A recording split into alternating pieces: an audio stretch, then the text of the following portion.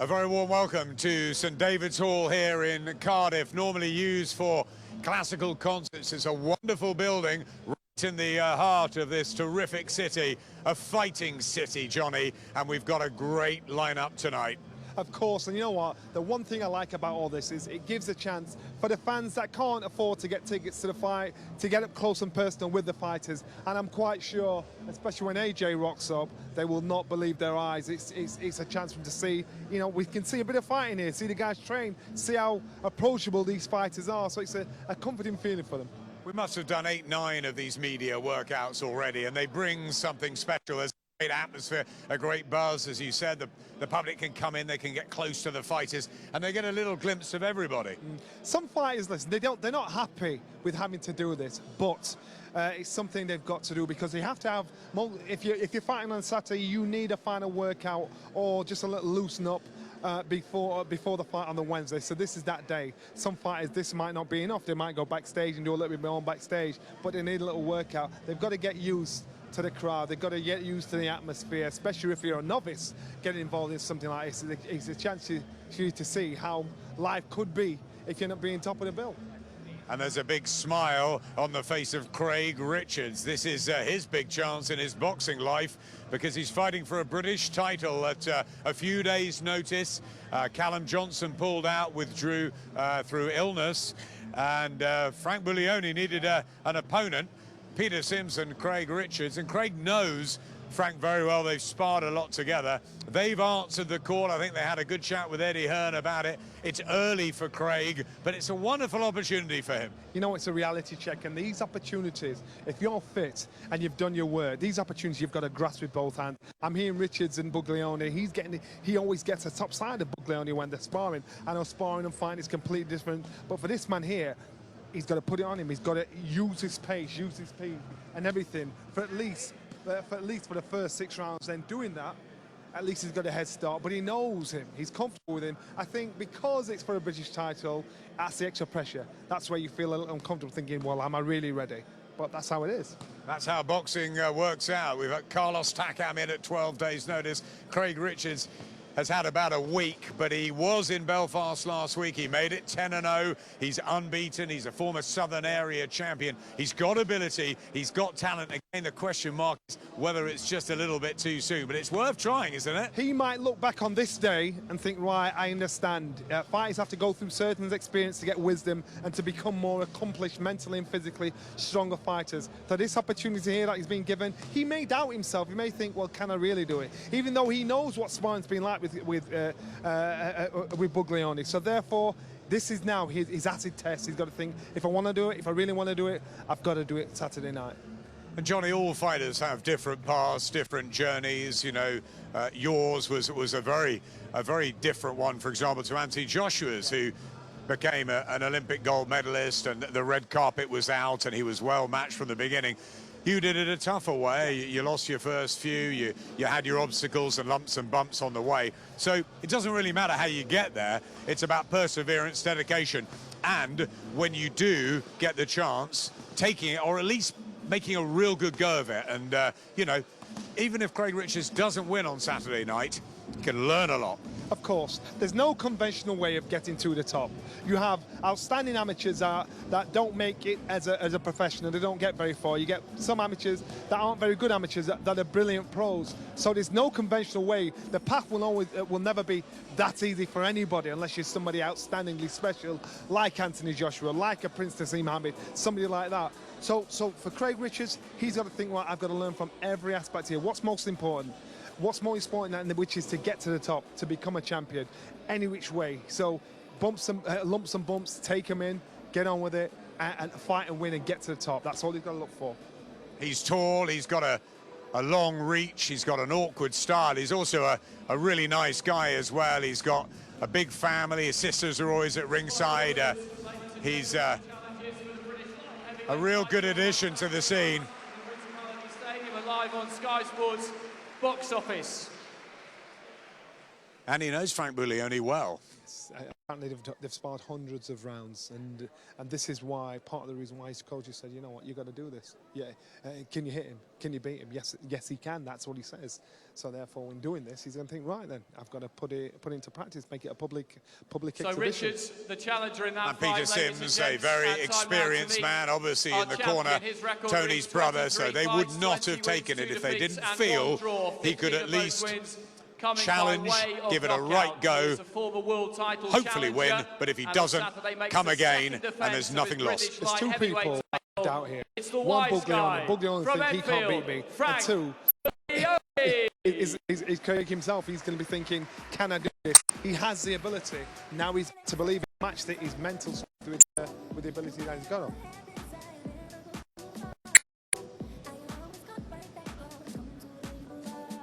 There is the British champion. Has his little turn in the ring. It's quick in and out. So many fighters to get through. Amazing opportunity for you after 10 fights time. Thank you to accept the fight. Fight, I said, get this one out of the way. Let me not overlook the fight. It was down straight away. Let's go. We've got a week. It's a fight mentality. We want to get in there, get some big fights on, and try and challenge ourselves for good wins. Now you sparred Frank Buglione. Better of those, or do you think that when it actually comes on, that's when you'll really shine? Something. So I ain't taking that into consideration. What happened is sparring. I have my head full focus. I'm not going to underestimate him. I'm going to be a sharp for Saturday night. It's great to hear this calm, composed catch. You look relaxed.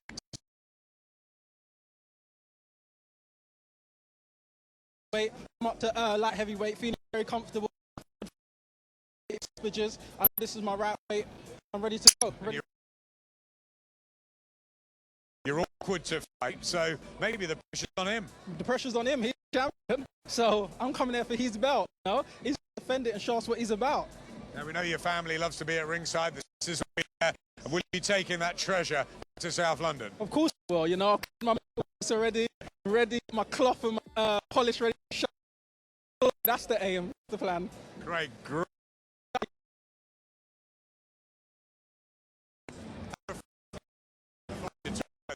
Ahead of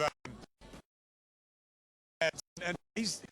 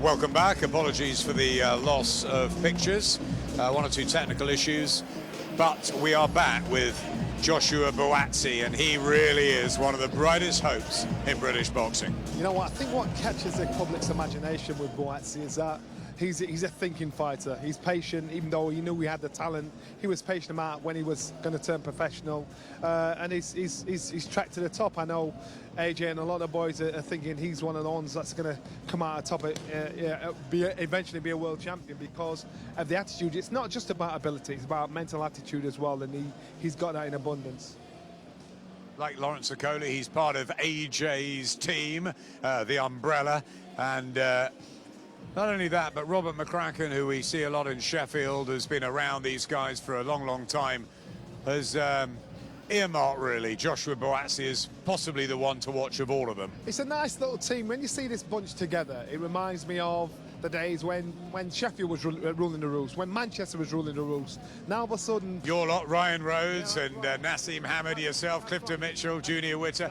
Then it was Manchester with Ricky Hatton and Anthony Farnell and Michael Gomez. Yeah, and so what happens is, it's success breeds success, and you get used to being a top dog. You get used to being a champion and being around champions, and that's why these guys are in such a brilliant position. It's a big crowd from London these days, isn't it? With, you look at Buatsi and Okolie and Joshua, and obviously what happened at the Olympics in London was a really big for the community projects in the city and boxing clubs, especially in the south, that fed off it. It's about time, because it was a Yorkshire thing at one bit, then it was a Manchester thing, so now the Londoners are starting to say, right, maybe they had other options or the opportunities just weren't there. But now the Southerns are really putting it together and working. Well, probably in Sheffield, you had either Glyn Rose's gym or your gym, or there's two or three, whereas in London there's so many that maybe it got spread out and the vibe wasn't. I think what in London the problem was, you know, the guys that fought, they thought they can only go so far. They drifted out of the sport. Now you have discipline within the sport, within these fighters, where they take themselves out of London to train so they can concentrate on the sport itself. And in doing that, they're now seeing the successes of what they're capable of doing. And once they see that, then they want it even more. So I'm quite sure there's always been a lot of talented fighters from the south. It's just that it's got to a point where they decide to walk away from the game when it's got to a certain point. Joshua Buatsi is a clever guy. He just graduated, did a degree, wanted to do that before he turned pro. Obviously had a fantastic experience in Rio. Was really the one to watch out there, very exciting. Took bronze, didn't go all the way, but certainly was probably the pick of our fighters, maybe Joe Joyce and Nicola Adams apart, but certainly the one that sort of crept his way through and certainly thrilled us. Then he went back to his studies, something to fall back on. The thing is, exactly, he has options. He doesn't have to fight. He fights because he wants to fight. He always has options. And most fighters aren't in that position, because if you've committed your life, you've committed years to boxing, that's what you know, that's what you can do. And then when you finish, where do you go? This guy's got options, so good for him. He's a thinking fighter. And so he's in this position because he wants to be. And when I see him up at the Institute of Sport Training, you know what? I love his attitude. He's so focused, so down to earth. He's like a sponge, like Anthony Joshua, constantly asking questions, constantly wants to learn. Mandatory challenger with the WBA to Kal Yafai's crown. Joshua Buatsi making his way over after his very short workout. They don't have long to build up a sweat here, do they? No, they don't. They just, listen, as I said, it's the last probably workout of the week for these guys. They'll go for a walk Thursday, weigh-in on Friday, loosen up, stretch out, then it's fight night Saturday night. So this is something they just want to get out of the way. So once they've got out of the way, then you just get on with business. Yeah, the super flyweights are about to get their last workouts underway. And we're going to have a word with Joshua Buatsi. JB, great to see you. Back we go in front of another huge crowd, 75,000 going to pack into the Principality on Saturday. Firstly, how excited about being in Wales, in this old fight city of Cardiff? Listen, if I'm honest with you, I'm not that excited, but as soon as I touched here, I felt the buzz. I'm looking forward to it. There's a great turnout here already, so I'm imagining what it's going to be like on fight night, but I'm looking forward to it. It's going to be a lot of people, and there's going to be a lot of people to entertain. So when I get in, you know I'm going to do that. Is this your last training session of the week? Nah. If I could, Johnny, if I'm honest with you, I'd probably spar the Friday or possibly. Would you? Possibly in the change room just before I go out. I'm that kind of person, but No cuts though. No You've got to be cuts. careful. We'll be very careful. But I've probably got maybe one light more session, then I'm done. What do we expect from Joshua Buatsi on Saturday night? We've obviously seen you light up the Rio Olympics. The professional career is now up and running. What do you want to learn fight by here? I think for me overall, the aim is to constantly progress. So if it's better than my last performance, then I constantly keep progressing. It'll be a different type of opponent, so it's going to take a different type of approach to kind of unlock him. So again, I'm looking forward to it. So as long as I unlock all these opponents put in front of me, then we're good. You're a bright guy, you are critical, you look back at your performances. I know you said to me, what did you think of that? What did you think of your last performance? Not my greatest performance at all. On the other side of the coin, I did 5 in the bank. I got rid of a very tough opponent. I've learnt from it. So again, it's added to my arsenal now, and we'll build from there. Robert McCracken saying you are the one to watch of all the bunch in Rio, and possibly those before too, that you will become a real star in this sport. Does that add pressure to those shoulders, or do you just thrive on that and you hope to prove him right? The key word, like you said, Adam, is thrive. You have to thrive on it. You have to use it. You have to use it as momentum. And for me, there's a lot of talk, but within myself, I want to prove things to myself first, and to the family and to people. So that's the most important thing to me. But again, I'm going to thrive under it and use it as momentum. And you've got your degree. If it all goes pear-shaped, you've got that to fall back on. That's sensible though, isn't it? Very sensible, but if I'm honest with you, it's not a plan B. Boxing is the plan A. A degree is something I was just able to do, but again, it's broadened my knowledge and everything, so I'm grateful for that. But again, boxing is plan A for me. I'd like to hear that, plan A. We're going to roll Saturday night? Hell yeah, we're going to roll, tune in, see what's going on. I'm going to be there, so make sure you're there or tune in, man. Joshua, great. Should be a great night. Thanks very much. Cheers, mate. Cheers. Nice guy. He's a sensible guy. He's a nice guy, isn't it? I like that. You know, that's plan B very much, or C, D, E. Plan A is boxing. You've got to think like that. When you're fighting, you've got to think, right, this is all I want to do, even though you do have options, even though you do have the option of something to fall back on. But he's got the right attitude. Right now, this is all he wants to do. This is all what's in his mind. And I like that. It's refreshing. And I suppose it's the new breed of young fighters coming through. They understand this is a business as well, but they make sure they're strictly business when they're on it.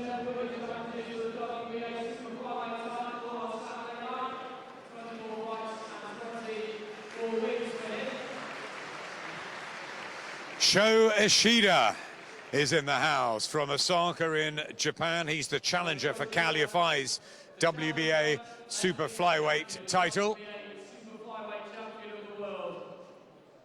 His record reads 22 fights, 22 wins, 14 of those wins coming by way of knockout. He's a former British and Commonwealth champion, and on Saturday night makes the second defence for that WBA super flyweight title. Please welcome from Birmingham, Kal Yafai.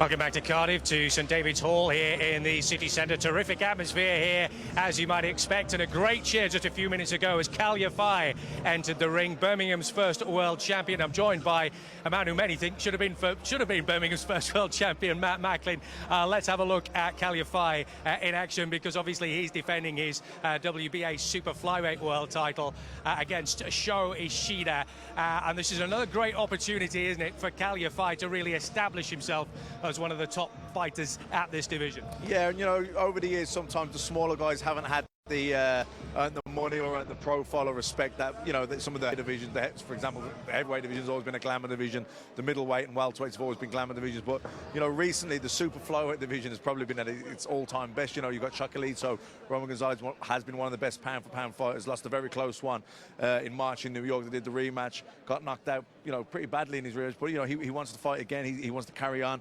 You know, there's been talk of Cal fighting him over in America. Huge fight for Cal if that can come off. But, you know, not looking past Saturday night, this is a massive card, a huge pay-per-view card here on Sky Sports. You know, it's heavyweight champion, who's probably the #1 star now in boxing after his fight against Vladimir Klitschko. And, you know, so all eyes in world boxing are on Saturday night, and it's a massive platform for Cal to really kind of enhance his reputation. Difficult for us to know very much about Sho Ishida in terms of what he will bring to this fight. But we can make a generalization, I guess, about Japanese fighters, particularly his last opponent, of course. They are tough as teak. Tough as nails, and, you know, he's an undefeated fighter, so he doesn't know how to lose. It's a massive opportunity for him. He's fighting for the world title. This is what he's dreamt of his whole career. And like I say, it's different. We don't know too much about him, but we know he's Japanese, so we can bet that he's going to be tough as nails. And as you say, vital for Cal to be in there and among that mix. He's very much a man in demand as well, because he's got possession of that belt.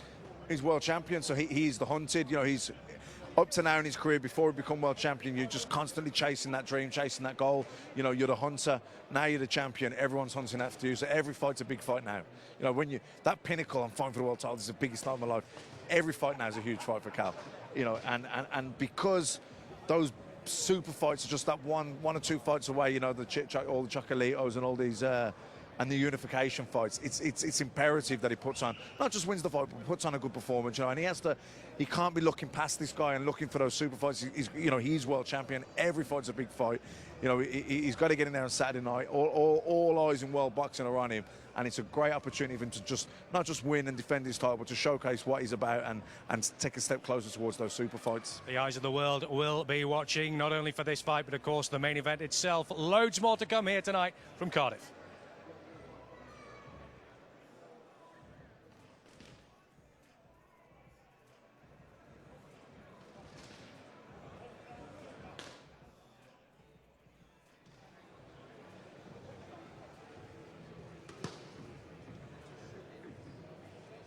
And here is the WBA Super Flyweight champion, Kal Yafai. He's had a wonderful last 12 to 18 months. He's become champion, and he did that on an AJ card against Eric Molina. He's defended his crown, and he now meets Sho Ishida. We didn't see anything from the man from Japan, but he is standing watching Kal Yafai, trying to get some last-minute tips. I just mentioned that to Cal, and he said, yeah, you can stand and watch all he likes, but it's very different in the ring. So I think they're trying to learn something up from this. All they'll pick up is that he's very confident, he's very sharp, and he's very cocksure of himself as well, because Shoshi and his coaches are just stood there just trying to watch. They'd have got in the ring to do as little as possible. They did nothing. Well, nothing. And they're here to do business. They don't want to play. They don't want to play. They want to get this over and done with. I think it makes this a serious fight, because this guy, you know, he's come to win. Kal Yafai, I think, it's a perfect fight for him. And I do like his attitude. I do like what he's got. I hear Sho Ishida's been training in Steve Robinson's gym since he's been here. Steve Robinson, this Cinderella man who won his world featherweight title at 48 hours notice. And then he went on to make 7 defenses. Kal Yafai getting big support here. The 28-year-old, he's unbeaten in 22, 14 knockouts. But Ishida is unbeaten in 24, albeit at a preliminary level in Japan. We don't know that much about Ishida, and Kal Yafai does start a favourite. I think this is a good tester for both fighters. We'll see how good Kal Yafai is. Ishida. We'll see, you know, if he is truly world championship level. Let's bring Eddie Hearn in. It's a battle of the unbeatens. Great world super flyweight title match in a buzzing division. Yeah, sometimes these fights go under the radar on the Joshua cards, don't they? Super flyweights absolutely buzzing at the moment. In my opinion, Kal Yafai is the #1 super flyweight in the world. He has to prove that first. And what a great way to do it against Ishida, 24-0. You know, look at the hand speed and the power of Kal Yafai. I really believe that he's one of the hardest punchers in the division. We saw in the Muranaka fight the durability of these Japanese fighters. It was incredible. And great reception here for Kal Yafai as well. But also, Ishida's going to be very durable, but also very tricky. And he's the mandatory challenger. He's the #1 in the division. It's a really, really tough fight. Again, I think sometimes just because you haven't heard of Ishida, you just automatically presume it's an easy win for Kal Yafai. Anything but. What are your spies told you about Ishida? He has a very big team with him from Japan. I know his handlers, who are serious guys in Japan. They're very secretive. They've been hiding away in Steve Robinson's gym. We tried to film some footage. We got a little bit in here tonight at the public workout. Didn't want to do a great deal. And basically just wanted to go through the motions, do a little bit of shadow boxing and not give too much away. You know, didn't give anything away. No, but boxing in Japan is very, very big at the moment. And this is a chance for another one of their stars to become world champion. So they're here in force. It is the mandatory. He's got to go through with it. But you really believe in Kal Yafai, don't you? Or not only is he a big puncher, but he's a good guy, isn't he? Good for the sport. He's got that following in Birmingham. There's a lot to like about him. Yeah, there is. He's flashy, he's fast, he's stylish, he can punch very, very hard. And again, he's so lucky because he's in a division where notoriously, and Johnny knows, there isn't the money in the division. You know, world flyweight champions of the past, world super flyweight champions of the past, you know, would be making peanuts in comparison. But ultimately, you know, he's in a division now where he can fight. No longer really the Gonzalez's, but the Thai champion Inui is such a tough fight. I think we saw the Superflies, didn't we, the other week on Sky? Yeah, yeah. I think. Oh, Joe Cordina's come in the arena. Yeah, the Welsh absolutely adore their own Joe Cordina as he gets into the ring. Let's just have a word with Kal Yafai, defending your world super flyweight title against a man just behind you who's he's been looking at you do your last bit of workout. He didn't do anything. Very secretive team from Japan. How are you feeling? I feel good, man. I feel good. I feel in great shape. I'm fitter. I'm stronger than ever before. I've notched up things in training camp like I've never have done before. Carrying more muscle. I'm fitter. Man, I can't wait to go. Everybody obviously talking about Anthony Joshua, as you'd imagine they do. So these fights can get a little lost on the cards. But this is a battle of the unbeatens. You're undefeated. He brings this record from Japan. He's a mandatory challenger. It's a fabulous fight, isn't it? Yeah, it's a fabulous fight. And I can't wait to, give value to the fans on Saturday night. Tune in Sky Sports Box Office and watch me put on a show, because I believe Saturday night is where I'm going to shine. You won your world title on an AJ card up in Manchester. It's been a great, 12, 18 months for you. How do you feel it will go from here? Do you look at Ishida, get rid of him, and then start unifying this wonderful division? Because Superflies are really hot at the moment. All eyes are on Ishida. He is all I'm thinking about. I get up in the morning, I go to bed at night. This is all I think about. I don't think about what's on the horizon. I know there's some massive things out there. Fighting over in the States, HBO, all that kind of stuff. But all eyes, Ishida. Once I do a job on him, then I can sit down with Eddie and my team and we can see what's what. What were there, 20,000 in the Manchester Arena? There's going to be 75,000 in the Principality on Saturday night. Is that something you really relish, or a few nerves too? Nerves as always, that's a good thing, but you know me, Adam, I relish all that. I love that ring war. I love getting in the ring and showing people what I'm all about, and on Saturday night, that's what I aim to do. Prediction for what happens Saturday, defending your title against this undefeated fighter from Japan? I'll win, and that's all that matters. I'll win, and I'll find a way to win, whether it be by knockout or by points. I'll do what I can to get the win. Thanks, Kal. Wish you well. You look great. Thanks. See you soon.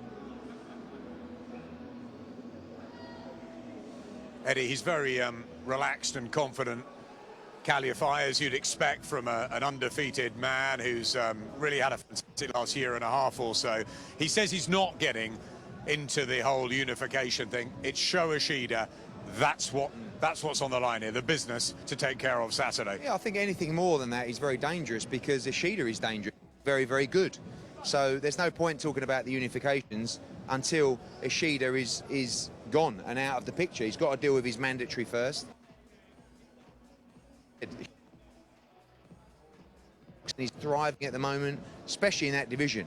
I mean, Inui is the real superstar out of Japan in the super flyweight division. He can really punch. Yeah, he can punch. I mean, I talk about Yafai being the best in the division. You know, you've got serious concerns about Inui because he is a top quality fighter. But like I said, there's no point in past Ishida. He's got to beat him on Saturday night, and then really, you know, you can move into the unifications in 2018. Cal got a good reception, but not nearly as much as this man, Joe Cordina. I think he's played football on the old Millennium pitch and rugby. Now he boxes Saturday night, and he could be really special. Yeah, I mean, we're so blessed to have all these Rio Olympians coming through. You saw Josh Kelly in Belfast on Saturday, just absolutely brilliant to watch. Sparkling. Sparkling, and same with Joe Cordina. You know, stoppage wins in all of his victories so far. Johnny Nelson was just saying to me, this kid can really, really fight. When you've had the kind of amateur experience these guys have, you know, 150, 60, 70 amateur fights all around the world, they're really ready to move fast. Interestingly, Cordina moving up to the lightweight division now, working really on his strength and conditioning, and I think it's the right move as well. See him 5 pounds. Sometimes with these fighters, they believe that if they can make the lightest weight possible, they'll be stronger on the night. And really, that's not true. He can go into the fight, he can train properly, he can eat well. He's still got to make 135 pounds, but I think he'll be a lot more powerful and a lot more concussive at lightweight. Yeah, naturally moving up in weight is a good idea. I remember Freddie Roach telling me with Manny Pacquiao that as you come up through the weights, you know, it's easier, you're more comfortable, and you can carry that power. To me, he was stuck it betwixt and between, and I think this is a good move early on in his career. Yeah, and it's an important move because sometimes when you start your career, you're sort of trying to find your ideal weight. Fighters are moving between, you know, catch weights and championship weights. But now Joe's at a stage where he needs to know what his championship weight is, because we're about to enter the championship level. So you can't be flickering around between super flyweight and super feather and lightweight. We need to know now, and the target is 100% the lightweight division. And he's got mouths to feed, hasn't he? His little girl over there just on the ring apron, family man, and that gives you an extra incentive, doesn't it? Yeah, he's just had another young child as well. You know, like you say, mouths to feed. Your priorities change, and he's fighting for his family now as well as himself. How quickly do you move someone like Joe? If he's had 170, 180 amateur fights, is it fast tracking, or do you have to just take your time? This lightweight division is hot. Yeah, I think it all depends on who's in the division, really. And you know, you talk about the lightweight division. You know, I think we had a real star come out recently at the Manchester Arena in Lewis Ritson. You know, just winning the British lightweight championship. Is he ready for Lewis Ritson? No, I don't believe he is. You know, you've got Sean Dodd, Commonwealth champion as well. And, you know, Scott Card. That's your story still pretty good, isn't it? Exactly, and Scott Card in the division as well. So is he ready for those guys? Probably 2 or 3 fights away from those guys. But bet your life, mid-2018, there or thereabouts, he has aspirations to go way beyond domestic level. But again, it's very, very tough. And it's great to have Welsh boxing back, hasn't it? We've seen Lee Selby in recent years and his brother Andrew. Let's bring... What a wonderful reception for you. It's your homecoming. It's your time to... Obviously, it's a massive turnout. I can't wait to go. It's so exciting. The last couple of weeks have been amazing. Camp's going well. I'm just eager, and I just want to get in there and fight. Joe, we've been down here all week. There's been a real buzz around Cardiff. I've been speaking to Joe Calzaghe, Enzo Macronelli, who speaks really highly of you. There was a great past history in Wales. Now there's the Andrew and yourself, and there's a new pack coming through. Yeah, of course. Obviously, them guys, Enzo and Joe, they're big boots to fill, and we're on our way. Don't get me wrong, but like I said, they're big boots to fill, and we're on our way. Lee Selby's a world champion, and obviously I want to follow in the footsteps of Lee, the likes of Gavin Rees, Steve Robinson, Joe Calzaghe, Enzo Macronelli, all them sort of fighters, and they're great Welsh fighters. Steve Robinson, a great story, winning his world title at 48 hours, 7 successful defences. You're doing it another one on Saturday night. Now you're in the lightweight division. You made that decision, and obviously you feel comfortable with that. Yeah, in my training a lot more, and I think it's the perfect weight category for me. There's a lot of big fights out there in the future. Obviously, I've got to progress the right way, but yeah, I'm looking forward to the future. What I like about these boys, Adam, is they love each other, right? Cordina, Okoli, Kelly, Buatsi, Fowler, but the truth is, they're all desperate to be number one. And, you know, people are putting in great performances. You know, Joe started out, you know, he's got all the stoppage wins so far in his career. Josh Kelly comes out last summer with that performance in Newcastle. Then he goes missing on holiday, has a little injury. Then all of a sudden, Fowler's knocking people out. Buatsi's starting well. You know, Okoli's knocking people out. Then Okoli wins on points. And it's a few question marks, and he comes down here. Then Kelly comes out in Belfast last week, bang, he's back up. So all these guys are really pushing each other on, secretly very, very close. But well, no secret, they all want to be number one. You know, they all want to be the stars, and every one of them has got the potential to be a massive arena star. And Joe down here in Cardiff, in Wales, you know, he's in that little catchment area where we want him to be a star across, you know, England and Britain and, of course, overseas in America. But he really has a whole country here behind him. And the way he's moving at the moment, again, we talked about the lightweight division. Lewis Ritson, you know, a star really come out of nowhere recently. Robbie Barrett, Scotty Cardle, Sean Dodd, they're all there for Joe in the next 12 months. We can't wait to see who will be number one. Joe Cordina, enjoy Saturday night.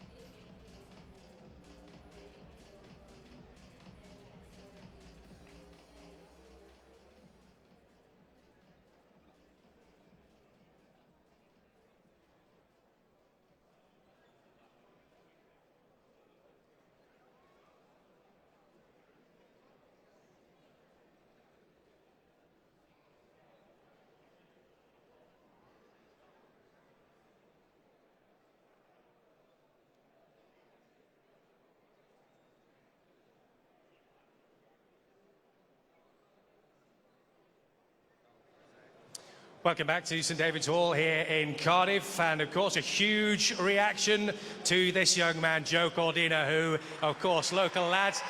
You can hear the cheers now. Joe, what about this reception here for you tonight? Oh, it's amazing. I didn't expect that, and I'm just thankful for everyone coming out. Obviously, not just supporting me, for supporting the show, and yeah, it's amazing. It's an amazing feeling. Great to have your family here as well. We noticed your little girl, Sophia Grace, was trying to get in the ring with you. Yeah, she was trying to steal the show, but yeah, I have to tell him to keep her out of the ring because I don't want to get her hurt. So nice to have them here. You don't get a lot of chance to see them during the week. I guess that's one of the sacrifices you have to get used to now as a professional. Yeah, of course. I think in boxing you need to have make sacrifices and keep that hunger. And for me, sacrificing that, it keeps that fire burning, and I want to do well for them. So that's the way I look at it. And how are you getting used to life now in the paid ranks? Oh, it's amazing. I love it. I love the whole build-up. I love the training. It's completely different to the amateur game. But yeah, I'm enjoying it, and I'm just looking forward to the future.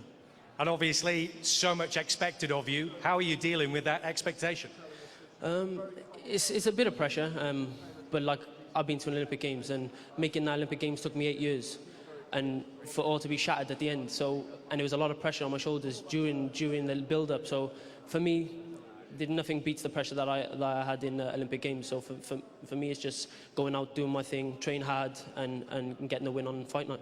And fingers crossed you'll be able to enjoy the atmosphere as well in what will be a packed stadium here on Saturday night. 75,000 in Wales in front of your home fans. That's going to be fantastic, isn't it? It's amazing. It's a dream of any Welsh boxer, any Welsh fighter to compete in the Millennium, well, what was the Millennium and now is the Principality Stadium. And for me, it's a dream come true, but it's come a lot earlier than I expected. And almost 10 years ago to the week when Joe Calzaghe beat Mikhail Kessler in the same venue, you'd have been 15 at the time. What do you remember of that? I remember I was watching it in front of in my mate's living room. We all stayed up and we all watched it. It was a great night. And fingers crossed you'll be just as successful as him in the future. Listen, it's big boots to fill, but that's the aim. We want to get to the top, and that's where we're heading. Well, Joe, we wish you the best of luck. Thanks very much indeed for joining us. Joe Cordina, part of the undercard here in Cardiff on Saturday night.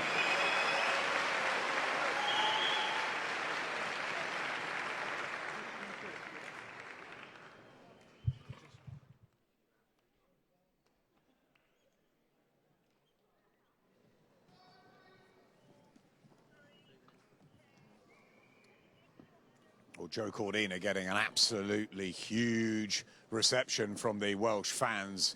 And that's not surprising. Not only is he a local boy, but he's got bundles of talent. You and I really like him, don't we? Unbelievable talented kid. Ex-footballer, played football, played rugby. He fights fun. He didn't even want to box. And to me, I just like everything about him. He's a star of the future. And that shows family over there, the two little ones.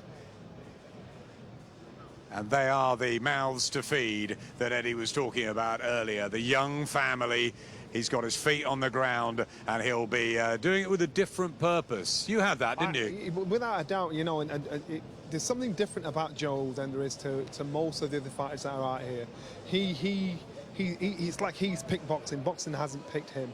And he'll do it for as long as he wants, how he wants, and he's talented. He knows exactly what to do, and I just think he is going to be another world champion for Wales. That's one of the fighters you'd put your house on. He just looks like that kind of fighter. It's been a great buzz in Cardiff this week. I was wandering around the main sort of pedestrian area and bumped into Anthony Crolla, who was down here as well. And Joe Calzaghe, he's been very present, hasn't he, the last sort of 48 hours or so. It's great to have Welsh boxing back on the map. It's really good being in Cardiff. It's when you see them all together. I saw Joe and Enzo Macronelli together. They were like little school kids talking about old times. I thought, you know what, I like that. I like that. Joe's happy to be back in Wales. Joe's son's here somewhere. He boxes as well. Yeah. It's in the fighting blood. You walk down the streets, almost everybody is into boxing, or any bar, any shop you walk into, they all are into boxing. It's a fighting nation. Anaya Sanchez has been in the ring and is around somewhere, but I think we're waiting for Katie Taylor now, and she has been such an impressive athlete over the last 8, 9, 10 years. One of the most brilliant amateurs, possibly the best of all time. Certainly Ireland would say so. She's made a fantastic transition to the professional ranks. She trains ever so hard, way away from home out in the Connecticut woods, and she's back this time fighting for her first professional world title. She is one of the few fighters that love the game more than the fame. If she could get out of having to do things like this and do interviews and do media stuff, she would do. She just wants to train and fight. When I walked in, there was a school of young amateur female boxers here. They've come to watch Katie. She's like their god. She's like their trendsetter. She's the one, their trailblazer. She's the one that's making it easy for them. So I like that. She is a trailblazer. I mean, she's always wanted to box. Very sport.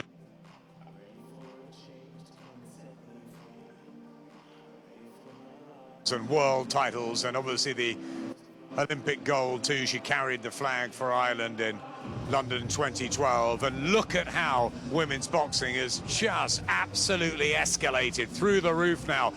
Clarissa Shields, Savannah Marshall, Nicola Adams, Natasha Jonas, so many turning pro, and Katie is leading the way.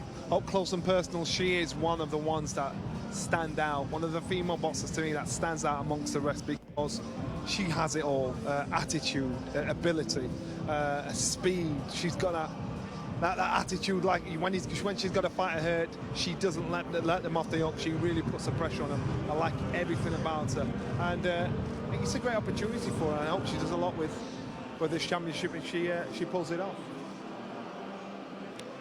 Katie's she's very relaxed in when you speak to her, very matter of fact. It's probably a bigger deal for us than it is to her fighting, and that's probably what's part of her success. Katie Taylor from Bray, she's 31, undefeated in 6 with 4 knockouts. She's done 32 rounds so far, turned over in November 2016. That was at Wembley at the Arena. Quite some night. She's been on the big shows. I'm sure she would love to fight in Dublin. And she's in with Anaya Sanchez of Argentina, who's making the first defense of her WBA lightweight title that she won on September the 9th. She's 26, she's 5 years younger. She's got 17 wins in her 19 fights. But Katie Taylor, with that amateur pedigree, should be at a different level. They're taking the show on the road with Katie Taylor. Yes, I'm quite sure they're talking about taking it to America next. Yes, a homecoming over in Ireland would be great for her, but they're letting everybody see who Katie Taylor is. They're letting everybody see how talented she is and how she can fight. And I think it's a great opportunity for her to shine. With the amount of fights she's had, 6 professional fights, I think it's a great opportunity for her to get a world title fight so soon, but she's of that ability. She's at that level, and this will be nothing to her in another dozen fights down the line. You're talking about unifying them. You know, the way she's going, the success she has. The profile of women's professional boxing rising constantly. Katie made her US debut at the Barclays Center on the Brona Garcia undercard. And then a week later, Clarissa Shields beat Nikki Adler to claim the WBC and IBF titles. That was at super middleweight in just her 4th fight. Double Olympic gold medalist Clarissa Shields.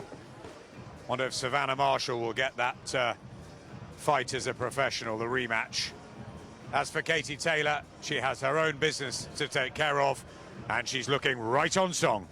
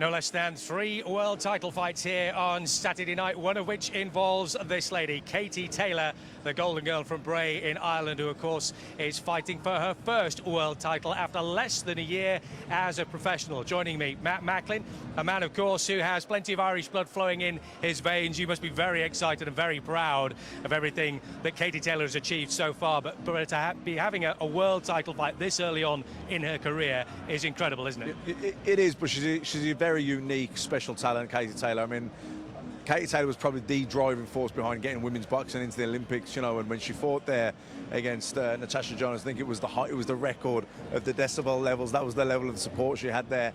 And, you know, she's just such a... She even played football for Ireland. You know, she's just a gifted athlete, and you know, when you watch her here hitting the pads, you know, her hand comes back as quick as it goes. You know, when she hits the pad, it comes back as quick as it left her. And you know, she's an absolute household name in Ireland. I want to, from young children to old women, everyone knows who Katie Taylor is, and she has the hopes of a nation. Everyone will be supporting her, and you know, it's great that it's on such a big card as well. You know, like with Anthony Joshua being probably the #1 star in boxing now, so they've got all eyes on it. Again, we talked about Khalid. It's a great opportunity for him. Everyone fighting on this card, it's a great opportunity. But for Katie Taylor fighting for her first world title, not just for her, but for women's boxing, what it does, you know, it pretty transcends it, and that's what she's done. She's transcended women's boxing, and you know, it's her first world title shot. I'm sure it'll be the first of many. She's taking on Anahi Sanchez of Argentina, who is making her first defence of the WBA lightweight title, which she won on the 9th of September. But so much expected from Katie Taylor. Every time she's been put in a fight so far, she's been stepped up a little level, but she's looked very much at home every time she's been out there. She's just gifted, you know, and she's older now. She's not young. It's not like when someone's 22 and they turn pro and they're being built along. She's in, and it's like literally a couple of fights and she's in, because that's the level she's been fighting at. She's been, you know, I'm not even sure. She's won several world championships as an amateur, Olympic gold medalist. So you know, it's literally when they're that, it's like Lomachenko fighting for a world title in his second pro fight. When they're that good, you just got to let them off the range. You know, you're only holding them back, and you know, like I say, it's her first year, but she's ready for it. You know, her talent level, her ability, you know, that's where she's at. She needs to be fighting these levels of opposition to bring out the best in her. She's ready for world title fights. I've no doubt she'll be world champion after Saturday night.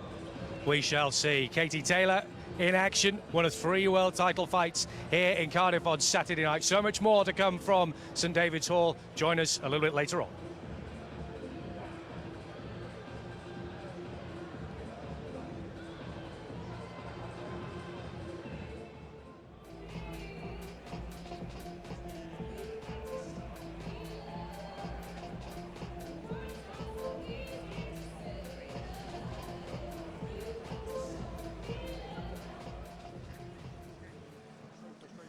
Katie Taylor going through the workout we normally see from her with this tennis ball attached to the cap. Did something you used to do on the Winker Bank, the circles and lines you had to go at? Adam, you're talking a lifetime ago. We were just happy to have a torn-up punch bag hanging down and things like that. It's modern technology, but this is an old school thing you're seeing here, but it's about timing, coordination. It's not about power, and that's it. Even if you look at her footwork when she's doing it, she'll stand on square, she'll stand southpaw, she'll stand orthodox doing it.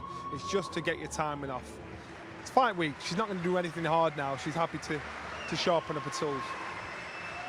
Very popular young girl, and the crowd really appreciate her as well.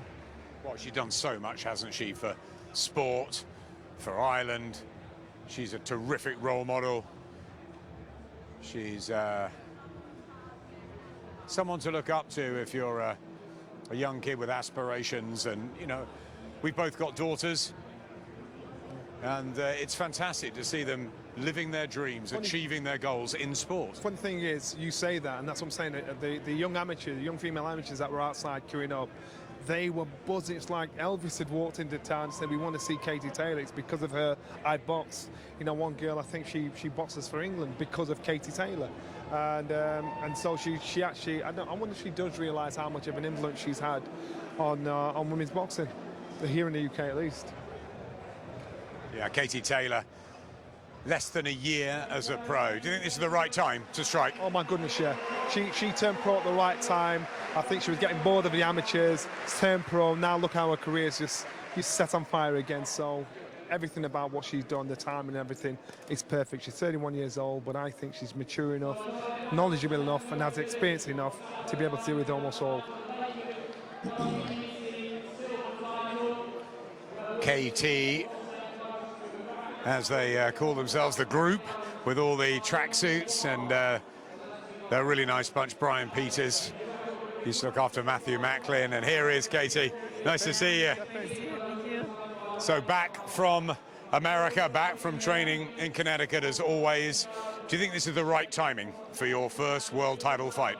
Yeah, I think it's perfect time. I think every fight, I think I've progressed in each fight, and I think when I first sat down with Eddie Hearn, we both said that we wanted a world title within the space of a year, so we're definitely on track, and I definitely feel more than ready. It just seems like yesterday when you turned professional at Wembley on that great night. 6 fights in, fight number 7 against this one, the world champion at lightweight. What do you expect from this, Katie? Yeah, it's going to be definitely my toughest fight to date, no doubt about it. I'm ready for a tough 10-round fight. She is very strong, she's very durable, she has a great record, so, and she's a 2-weight world champion. It's going to be a very, very tough fight, but I'm prepared for this. I had a good long camp for this, and I can't wait to show that on Saturday evening. Yeah, Sanchez very tough, but she has been beaten a couple of times. What are the tactics ahead of this? Is it to use your speed and your power, some of those body shots? Yeah, I think we're going to mix it up a small bit, and I think my footwork and my jab's going to be key in the fight as well. So we'll just see how it pans out, I guess, in the first couple of rounds. But we're prepared for everything that comes our way on Saturday. Now, Katie, Johnny was looking intently as you were using the tennis ball trick. You know, he says it's old school. He didn't used to do that. That's just a bit of timing, isn't it? Yeah, just a bit of time and hand-eye coordination. It's not going to make you a better boxer, but it's just a bit of fun to use, really, and just a bit of variation.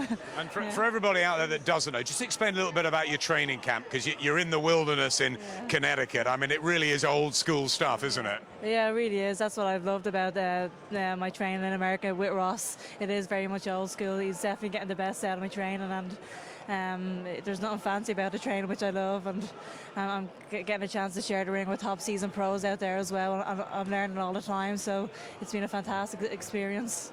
You fought all around the world in front of some pretty big crowds. 75,000 are going to be packed in the Principality Stadium in Cardiff on Saturday. Is that going to take you to this world title? Do you think it will help? Yeah, definitely. I think I've gotten unbelievable support out here tonight, and it's an absolute privilege again to be boxing on another Anthony Joshua undercard. I love his undercards. He always packs out the stadium. So you get on well, you two, don't you? A lot of respect there. Yeah, a lot of respect. He's an absolute gentleman outside the ring, and that's what heavyweight boxing needs at the moment, really, someone like him. So he's absolutely perfect for the sport right now. Yeah, he's flying the flag for boxing in general. You're flying the flag for women's sport. How important is that for you? Yeah, it's obviously I want to take women's boxing to that new level, really, and I think these are the fights that are going to really elevate the sport as well, and then what a platform to do it on. So by Sunday morning, Bray will have a world champion in Katie Taylor. Please God, that's what I'm training for. I hope so. Yeah. Cheers, Katie. Thanks very much. Thank you. Good luck. Good luck. She's terrific, isn't she? She is. You know, she talks about the training camp out in Connecticut, and boxing is a very lonely life. You know, when you're preparing to stand up and fight in the ring in front of 1,000 people, it's the preparation, it's all the hard work that's put in. It's very hard, but you've got to love doing that. You've got to want to do that. Who's in the ring now? Who's in the ring? It's the Nordic Nightmare. He's in the ring. It's Robert Helenius, and he's a big guy, isn't he? Yes, he's a big guy. I'm interested. I'm intrigued to see how this fight rolls out between him and Dillian Whyte, because I think it's going to be a bit of a barnstormer. I think Dillian's going to want to show how good he is. I know Derek Chisora had been with Helenius, and I think Dillian's just going to say, look, I'm world championship level. I want to prove that to you all by the way I deal with this man. For those of you who haven't seen Robert Helenius, he was born in Sweden, Finnish now, 33 years of age. He's a 2-time European champion, and he's got a very good record of 25 wins in 26 fights and a victory, albeit controversially, over Derek Chisora. Yeah, without a doubt, and both fighters have got the same knockout record. Well, both fighters have knocked 16 of their opponents out, so they can both bang, they can both punch. So the chance of this fight going the distance, I'll be surprised. Depends on how messy it is. Depends on how up close and personal Dillian Whyte can get. Helenius still has ambitions to be number one, to mix it up with a top boy, because that's where the money is. That's the yellow bit road. So they all want to keep winning. Well, 3 or 4 years ago, this guy was seen as a sort of heir apparent to the Klitschko's. Hasn't quite worked out like that. Bit of inactivity. Did get stopped in 6 by Johan de Halpus. So there have been those. Plus, also, he didn't come out well of the Chisora fight because of the way the judges had seen things. Yeah, that's right. Maybe he underestimated Chisora and thought it was going to be a bit of a pushover. But Chisora can be a bit of a handful if he really fancies it. So if he fancies it, that's where the problems start. 6'5", Robert Helenius. He's the foe for Dillian Whyte Saturday night.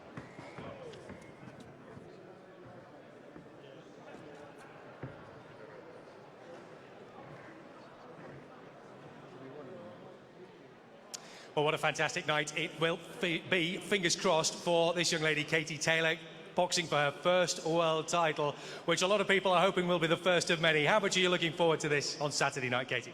Yeah, I can't wait. This is an absolute dream come true for me, really, to boxing for a world title. When I first turned professional, these are the kind of fights that I wanted, and to be boxing on such a great platform as well, and another Anthony Joshua undercard is an absolute privilege. What is it like being part of an event like this when you've got so many big stars coming out in such a big stadium? Yeah, this is incredible, really. This is something that every boxer dreams of, boxing in front of stadiums like this. So I'm definitely ready for it. I'm prepared. I've got a good long camp under my belt for this, and I can't wait to show it on Saturday evening. How much are you noticing the benefits of having that full long camp to be able to concentrate solely on this world title fight? Yeah, I think it's going to be a huge advantage, really. I've got a good 10 or 11 week camp under my belt, and I've got plenty of rounds under my belt as well for those 11 weeks. So I'm definitely more than ready for this fight, and I can't wait to put on a good show on Saturday. I know you don't want to look too far ahead of yourself, but there are some great names starting to come up in women's boxing, particularly domestically as well. Things are very exciting at the moment. This is exactly what women's boxing needs at the moment, really, with some great names coming up, and there's some potentially super fights out there in the future as well. Fights are really going to generate a lot of public interest as well. So, yeah, women's boxing is definitely on a high at the moment, and it's great to be a part of that. And how is life changing for you personally? Because you know you spend a lot of your time over in America training, but given the fact that you've been part of so many big events these days, you're already a household name in Ireland, but across the rest of the country now, everybody's starting to recognise you and want to see you. Yeah, it's been fantastic, the support I've gotten from everyone here in the UK. It's great to be here in Cardiff as well. It's absolutely amazing, and it's just been an absolute dream really since I have turned pro. But life hasn't changed too much for me. I'm still doing the same things that I've always done, and still very much focused on my training and on my boxing. But hopefully, you know, I've got a good long career ahead of me and big nights ahead. And what will it mean to you if you're standing there on Saturday night in that full stadium holding a world title belt above your head? It will mean everything. This is going to be the biggest night of my career, I think, and yeah, I just can't wait to put on a great show. Katie, we wish you the best of luck. Thanks very much indeed for joining us. Katie Taylor fighting for her first world title.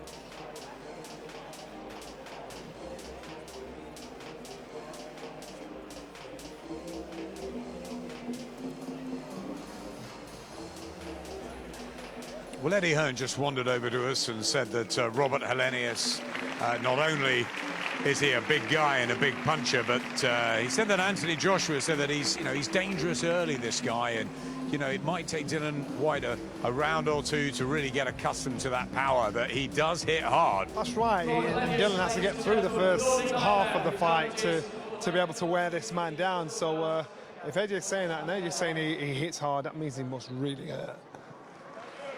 Yep, getting good ovation. Robert Helenius.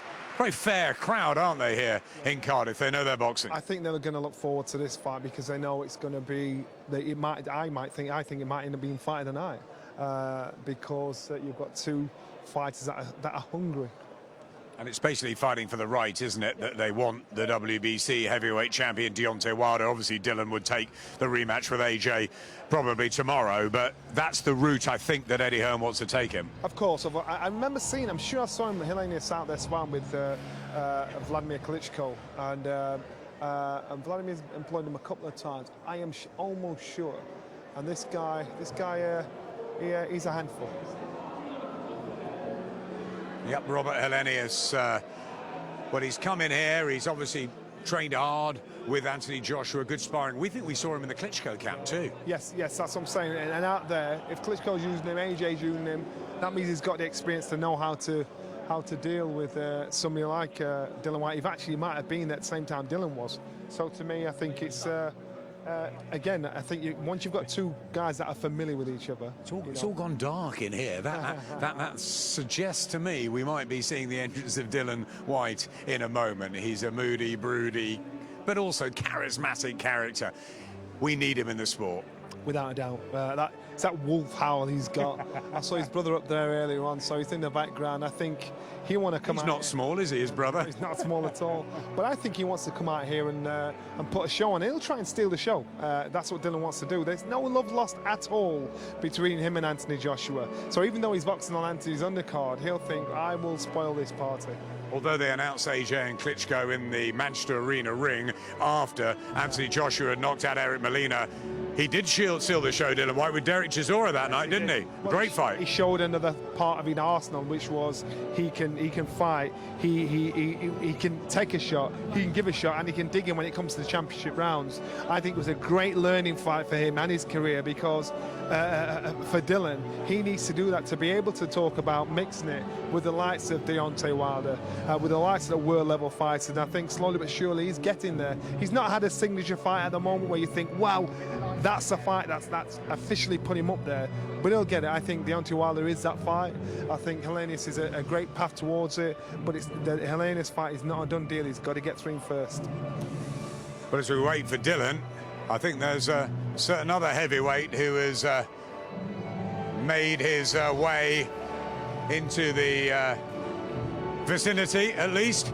Anthony Joshua is in Cardiff, we can confirm. The man's in the house, Elvis is in the building, and you could tell by, it was 70% women queuing up outside here. It's like, what has gone on? He's turning Did they queue up for your fights? No, that was my mum and my sister. But what I'm saying is he's transcended. He's like a rock star of our sport because I'm quite sure most of his fans are more than just boxing fans. They're fans of him, his attitude, and what he's achieved.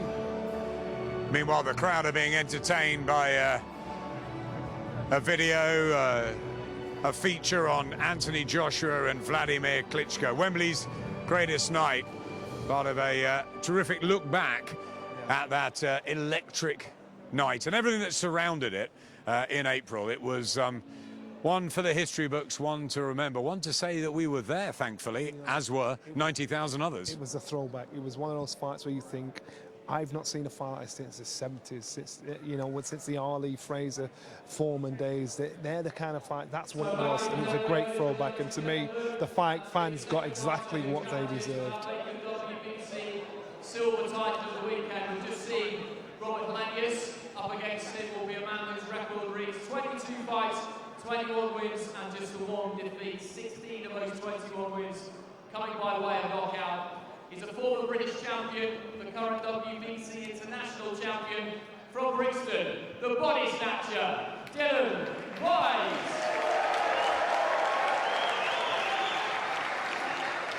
And a big reception for Dillian Whyte. Great to see. Maybe they just haven't come only to see Anthony Joshua, Joe Cordina, Katie Taylor getting real noise from this packed crowd at St David's Hall. And so does Dillian, sporting a cracking haircut too. This is what he lives for. This is what he's in the sport for. He'll think this is all about him because he knows. Reminds me of Zeljko Mavrovic. Remember what he did? Goodness. Yeah. And he could fight for fun as well. That's that sharp look he's got going on, which I really like. The body snatcher, Dillian the villain. Call him what you like. Matthew Macklin, we enjoy having him in the sport, don't we? I love watching him fight. You know, what boxing needs is characters, and Dillian Whyte's a character. You know, he gives it 100% every. You know, he's in there. He wants to have a war. He's improved his boxing technical ability. He's got his boxing IQ's improved. That's experience. You know, he didn't have an extensive amateur background. He was kind of in and out of boxing, a bit of kickboxing. But the last few years, he's really pushed on, improved a lot. I feel his technical side of things. We know he's got all the bottle in the world. You know, he was in there with Anthony Joshua. He was out of his depth. He was outgunned. But at no point did he ever look for a way out. He was staying in there. He was getting knocked out. He wasn't quitting. There was no chance. There was only one way he was going out there, and that was on his shield. It was a cracking fight. It really was. And you know, he had his moments in that second round, and you wonder whether AJ might gas out. And obviously, Dillian fancies that rematch. They met in the amateurs. Yes, it was early for Anthony Joshua, but there is no love lost. We remember the gloves are off. I don't think, although there must be respect for the fact that they've shared the ring twice, but that's the big one that Dillian wants. That's the one he's driving towards. But I get the feeling that Eddie Hearn would rather take him down the Deontay Wilder route first. Yeah, I think so. I think it is a huge rematch. I think there is bad blood there. I think there will definitely be respect there also. But I think if he can pick up a version of a world title, if he can get the Deontay Wilder fight, you know, if he was to win that, then the fight with him and Joshua is just so much bigger. Let's bring Eddie right in. Is the plan a rematch with AJ, or is it to fight Deontay Wilder? Because Lou DiBella's saying that's not going to happen. What do you want to do with this charismatic and enigmatic heavyweight? The answer is both. Don't be greedy. No, but I think, first of all, get him a shot at the world title. I don't believe there's anyone who doesn't agree with me, or many that don't agree with me, that he can beat Joseph Parker. Can he beat Deontay Wilder? Well, I'd like to find out. I'd like to do that on February the 3rd at the O2 Arena. I think it's a great fight. One thing you know about Dillian Whyte is he's a handful. He's got a great chin. You know, Josh tells me, AJ says he hit him with the kitchen sink and he's still there standing in front of him. Wilder can hit very, very hard. Wilder is also a bit suspect around the whiskers, I believe. Dillian's going to be in the fight. He's going to be landing shots. No one really wants to fight Dillian Whyte because he's a pain to box.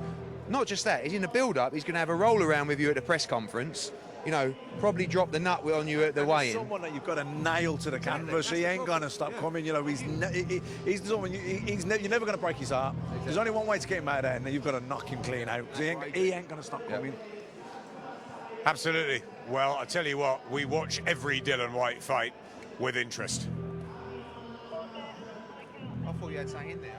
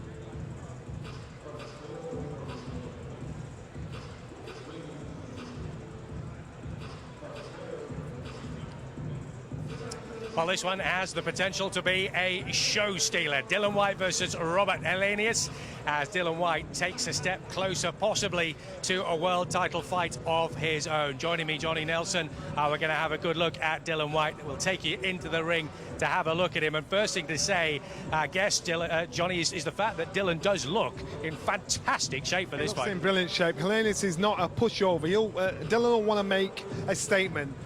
His old foe, Derek Chisora, boxed Helenius. They had 2 fights, a few contentious ones. Dillian wants to prove that he is world class because the prize for Dillian is either a fight with Deontay Wilder or Rose League to Anthony Joshua again.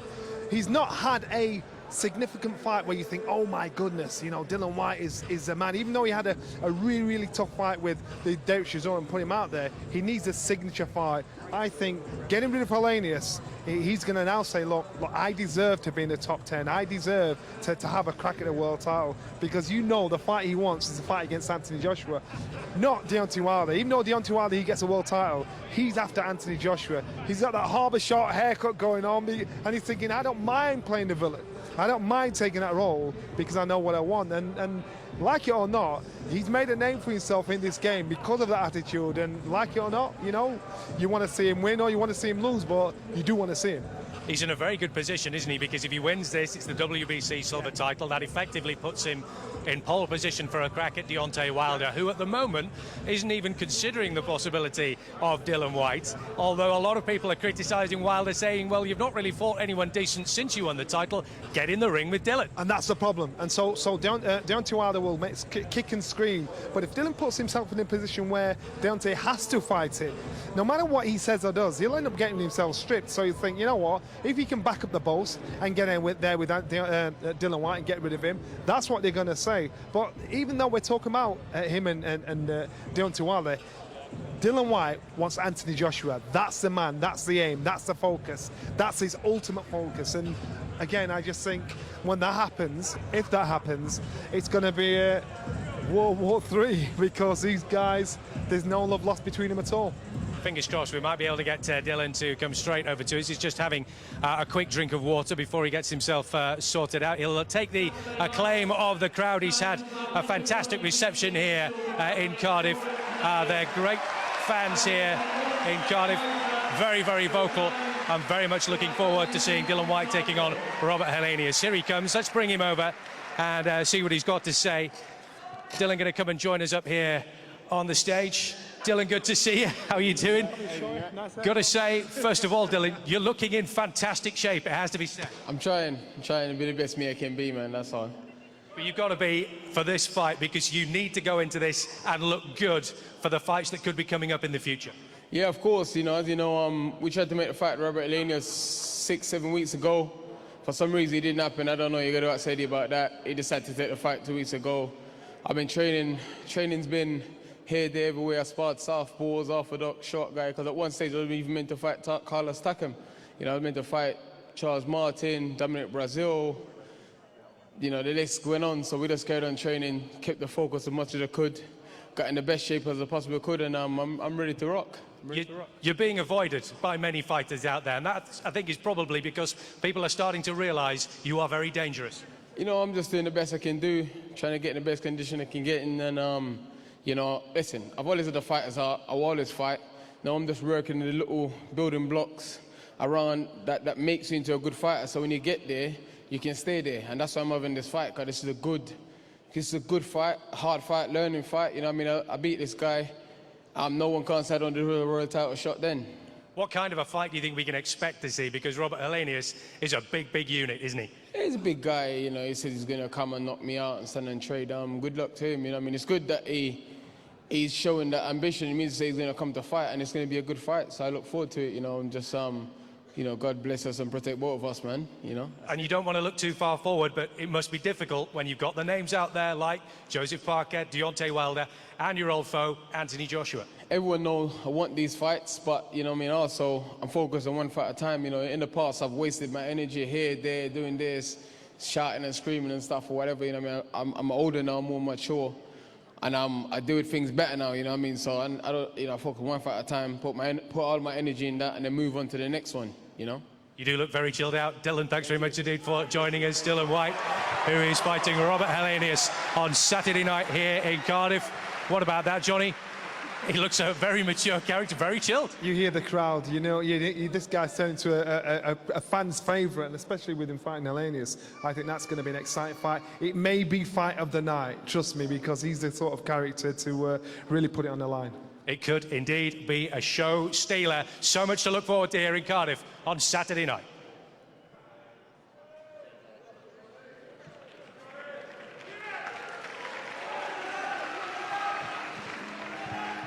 That was good.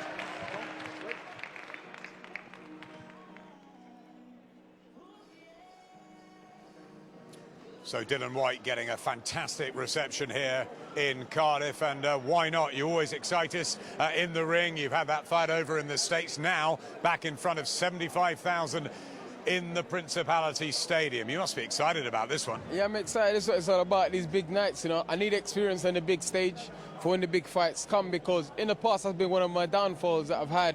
I've had 21 fights, I haven't been in the big stage a lot. I've been in a few, and this is what it's about, getting this experience on this big stage so nothing phases you. When you come out in front of 80,000 people, if 70 of them's booing you, it doesn't matter. You know, you experience fighting under the lights in front of the big crowds, and this is what it's all about, man.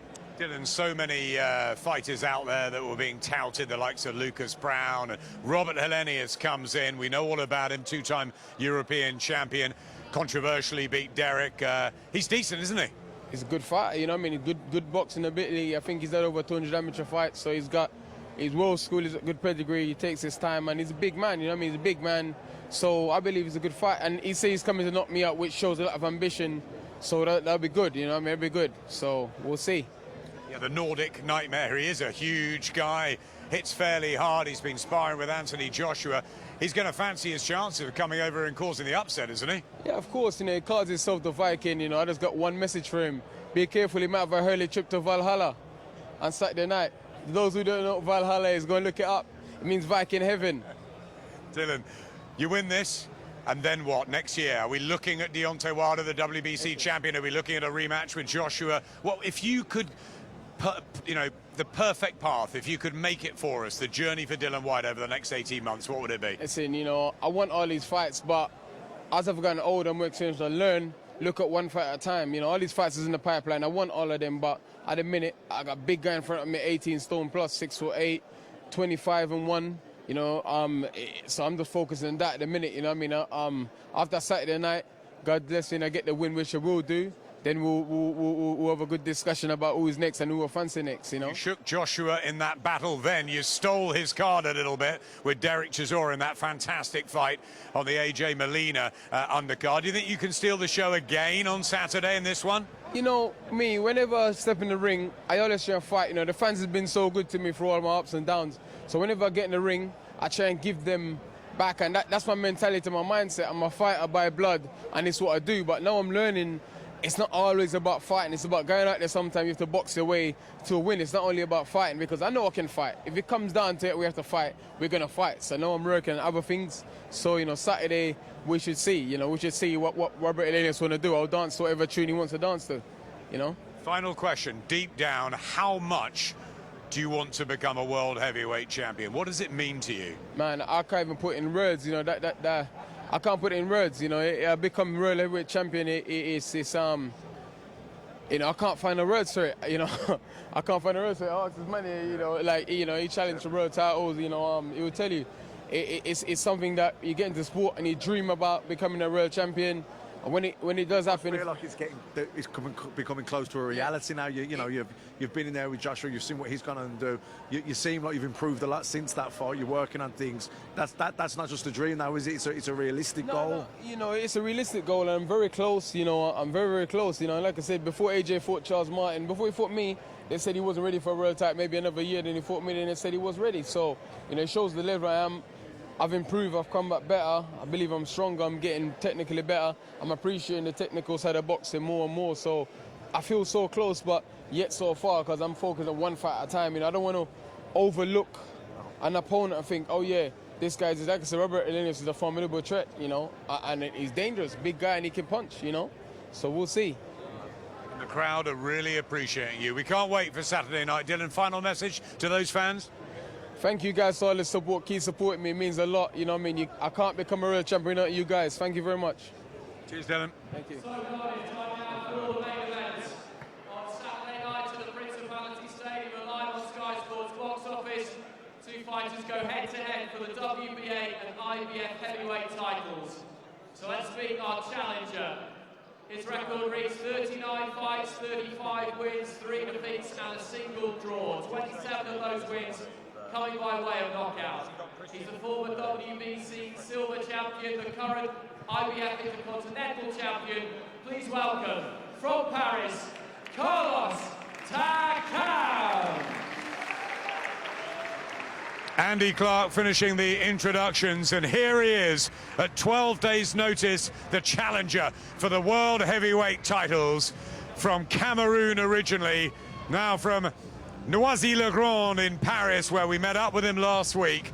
Carlos Takam. He's a lovely fella, Matt. He's very charismatic, he's very down to earth, and what we noticed, Johnny and I, was how cool and calm he was about getting this amazing opportunity. Well, you know what, he's very much in a win-win situation, a no-lose situation, if you like. You know, he's come in at short notice, he's been training, he's in good shape. You know, he's fought some really good fighters throughout his career. He's fighting Anthony Joshua, the biggest star in world boxing, the heavyweight champion of the world. You know, it really is a massive opportunity for him, and all the pressure is on Anthony Joshua, so I'm sure he's just enjoying it. Listen, he's focused, of course he is, and he'll have his nerves, definitely, but you know, it's an opportunity that's come out of nowhere. He was in the gym, he's repairing, so physically he was in shape. The last few days now, he's probably really focused on the job, and listen, he's got everything to gain and not so much to lose. You and I have been debating boxing for over 20 years, and you just can't write this stuff. Anthony Joshua beats Klitschko. They were meant to fight again in Vegas. Klitschko retires. In steps the mandatory challenger, Kubrat Pulev. You have the press conference. The big guy from Bulgaria. Then he pulls out with shoulder problems. And in comes this road warrior who's been a terrific amateur and a great, solid professional for a long, long time. And you know what? Even if he is a massive underdog, this is what dreams are made of. He's got the chance. He's got the chance, and it is what dreams are made of. And we've seen it happen before. You know, Buster Douglas, Mike Tyson. We've seen it throughout, but we've seen it many, many times in boxing.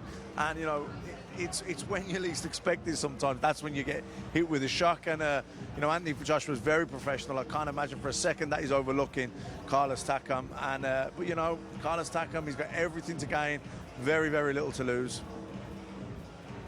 He's got a great record, and he's also been out to New Zealand where he pushed Joseph Parker at 12 rounds. He's been in with Alexander Povetkin. He's beaten all the old guard like Franz Botha, Michael Grant.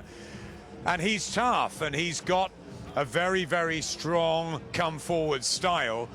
David Hay, who's sparred with him before he fought Derek Chisora and knows him well, says he's a handful. Yeah, and also that draw with you know, Mike Perez, who's a very tricky Cuban southpaw.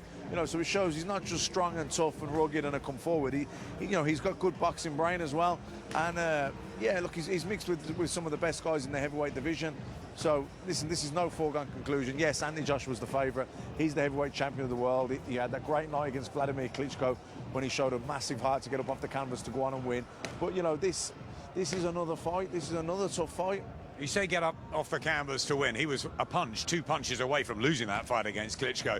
We were just with Dillian Whyte, who shook Joshua as well. That's got to give Carlos Takam real hope. He's not going in against somebody, yes, who's knocked everybody out, but not someone who hasn't shown chinks in the armour. No, exactly. Look, I can't sit here and say that I think Carlos Takam can do this and do that. I fancy Anthony Joshua to win, and I fancy him to win in style. I think that it'll be a good fight while it lasts. I think he knocks Carlos Takam out or stops him. You know, I think he'll come forward. He's fairly aggressive.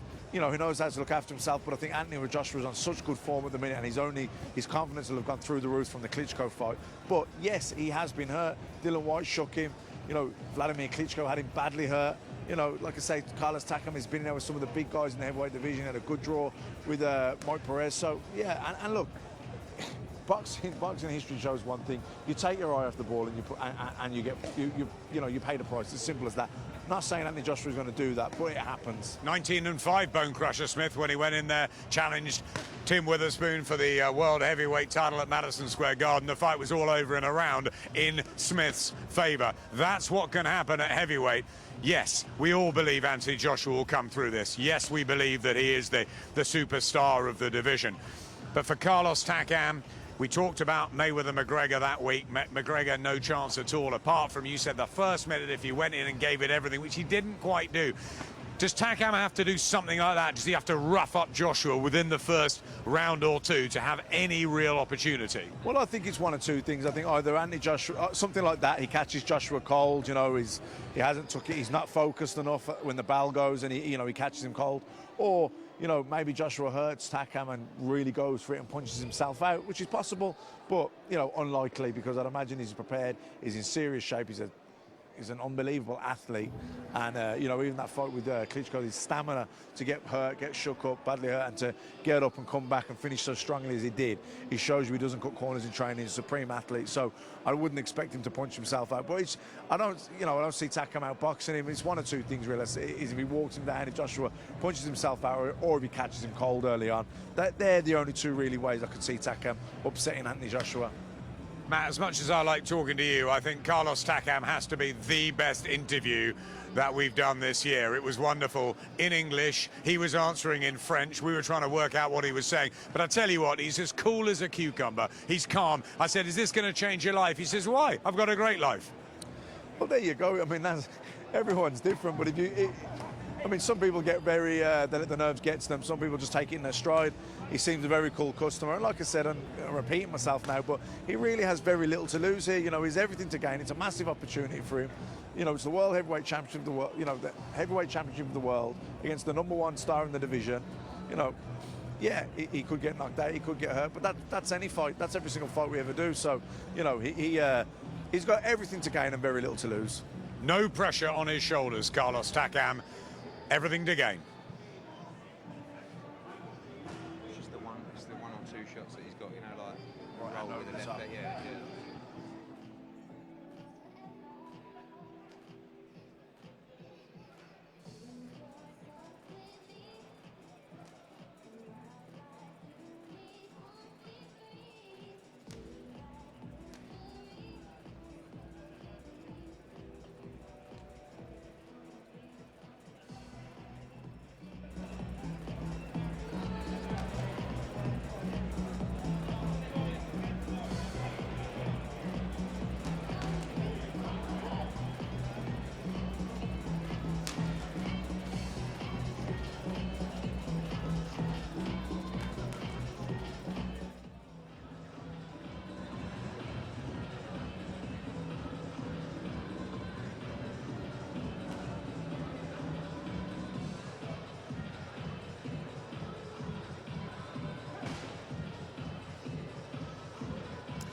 The challenger is here at St David's Hall in Cardiff. Carlos Takam, the man who stepped in with 12 days' notice. He wants to upset the odds and shock the world by taking Anthony Joshua's world title belts from him. Joining me, Johnny Nelson. We'll have a look at Carlos in the ring himself. And Johnny, you spent a bit of time with him over in Paris. He looks in pretty good shape considering he's only had 12 days. But what did you make of him? You can always sense if a fighter's bottling it. You can always sense if a fighter fancies it.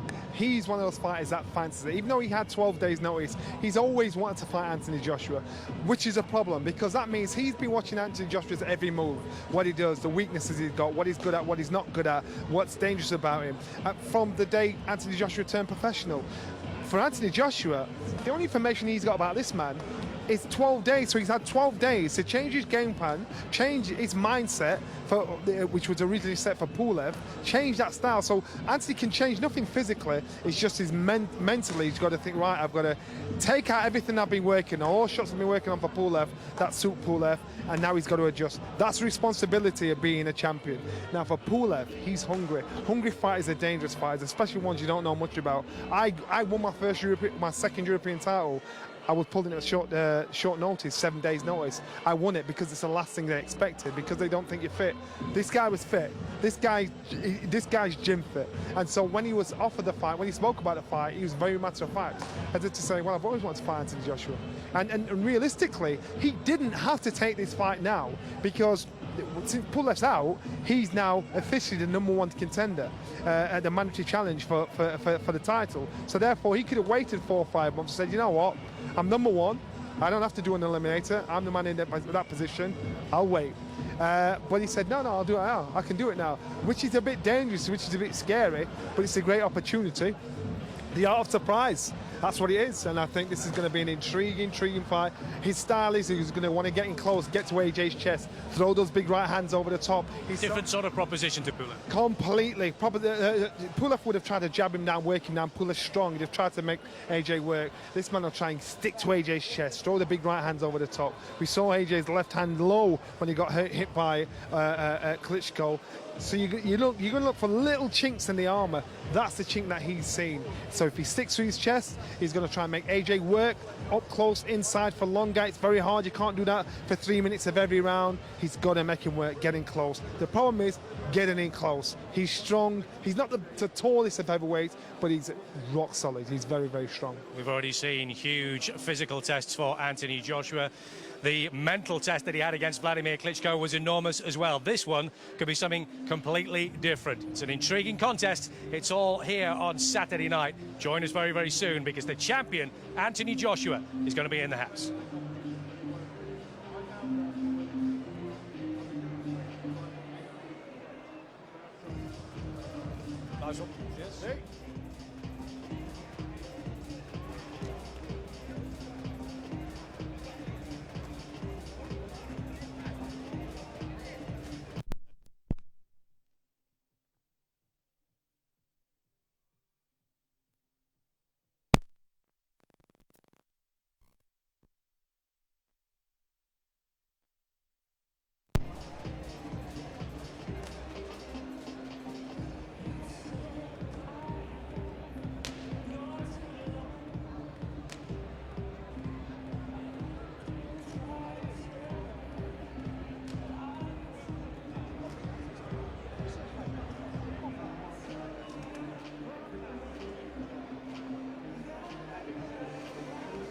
Carlos Takam with the 12 days notice, and you had your hands over your eyes a little bit, Eddie.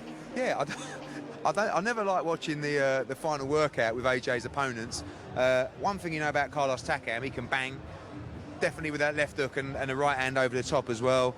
Listen, Carlos Takam's going to do everything that it says on the tin. He's going to come forward, he's going to try and wear you down, he's going to try and throw big hooks, big shots, try and get his shots off.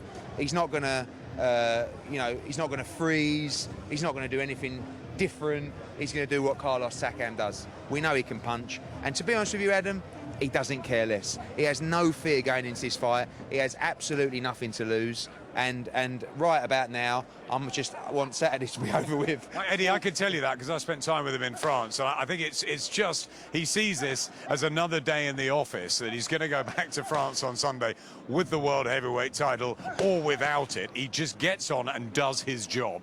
Well, he's done about half an hour of pads so far. And I'm sort of thinking, all right, Carlos, that's enough. You know, we know you've been in camp. He's trying to prove that he's fit enough for the fight. But he is. He looks in great shape. And just... he's got a smile on his face, Adam, and that's never good to see when that's the opponent. You know, you want the opponent to be a little bit ratty. He sort of walks in backstage. Yo, he come up to me. How we doing? I can't. He can probably enjoy it because the pressure's on Anthony Joshua. He's the heavyweight champion. He's the homeboy. You know what I mean? He's the one, you know, who all the expectations, shoulders are on. You know, I just think that he's got everything to gain, nothing to lose. And you know what as well? He is strong, he is physical, he is going to come forward, he can bang, but he knows how to look after himself too. He's not just a plod. I know he plods forward, he's not, you know, he's not dynamic footwork, but he's, you know, he tucks up, he knows how to slip, and you can see him slipping and sliding the shots there. You know, he's cute enough on the inside as well. Yeah.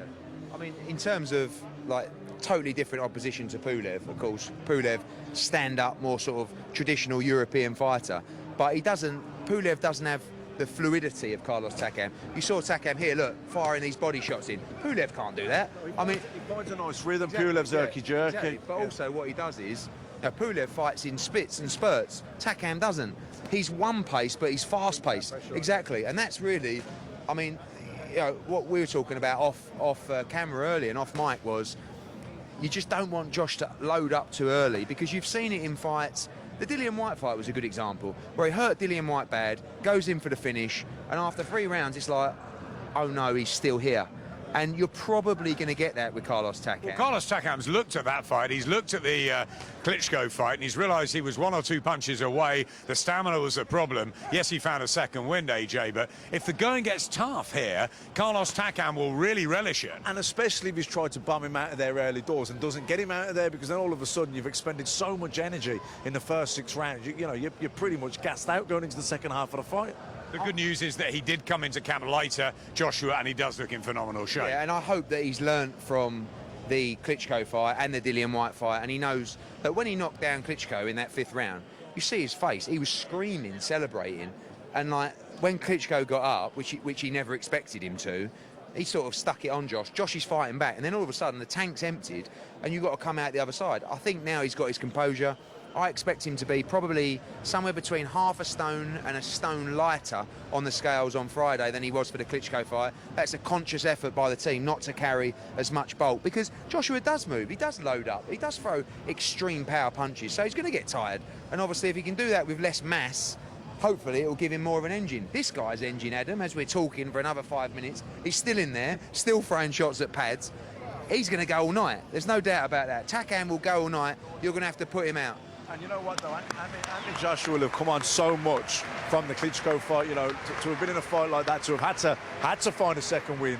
You know, he'll have improved so much. Do you know what that was as well? That was a pro dealing with a crowd, because he's been paid to come over here. He's got a great opportunity, and he's doing the workout as he should. Yeah, he should. And look, you know, some fighters come, they don't want to give too much away. Some thought with Ishida. Yeah, but some fighters are tight on the weight.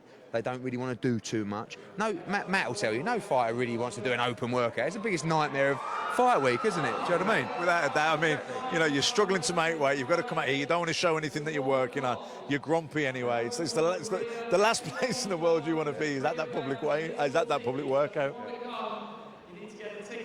His promoter, Christian Kirky, who we spent time with in Paris as well. And it is, isn't it? The Italians. It's having the world heavyweight champion is the jewel in any promoter's crown. We're lucky to have one. Chris Kirky has got a chance. Some people never get even the chance to win the world heavyweight championship as a fighter and a promoter. So they're over here, Chris Kirky. He's up for it. He knows that. No, this is not. Joshua has shown his vulnerability. He's still learning. Maybe in 6-7 fight time, maybe he'll be unbeatable. But he's not unbeatable at the moment, and he is vulnerable. Kirky's seen it, Carlos Takam's seen it, the training team's seen it. It's one thing seeing it, it's the other thing getting in there and dealing with the speed and the power of Anthony Joshua.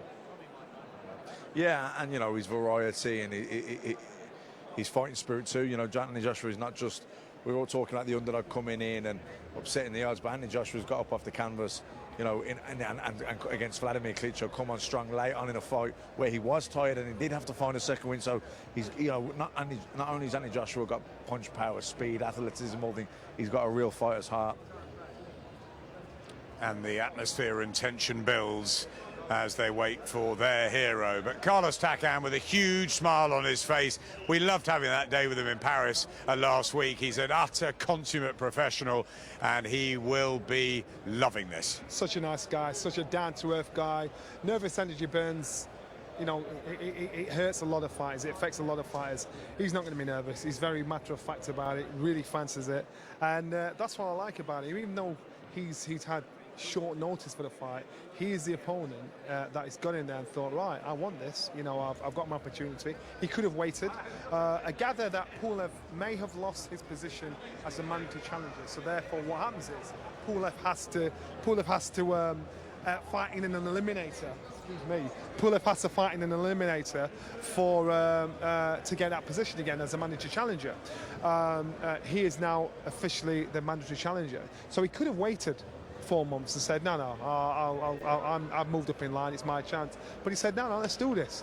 You wouldn't wait when you have this opportunity. I mean, you fought a little bit at heavyweight in your career. You claimed some sort of WBF heavyweight title, which you won at your call, a world champion or not. If you got that call, if you got the Tyson call or something like that, would you have just taken it?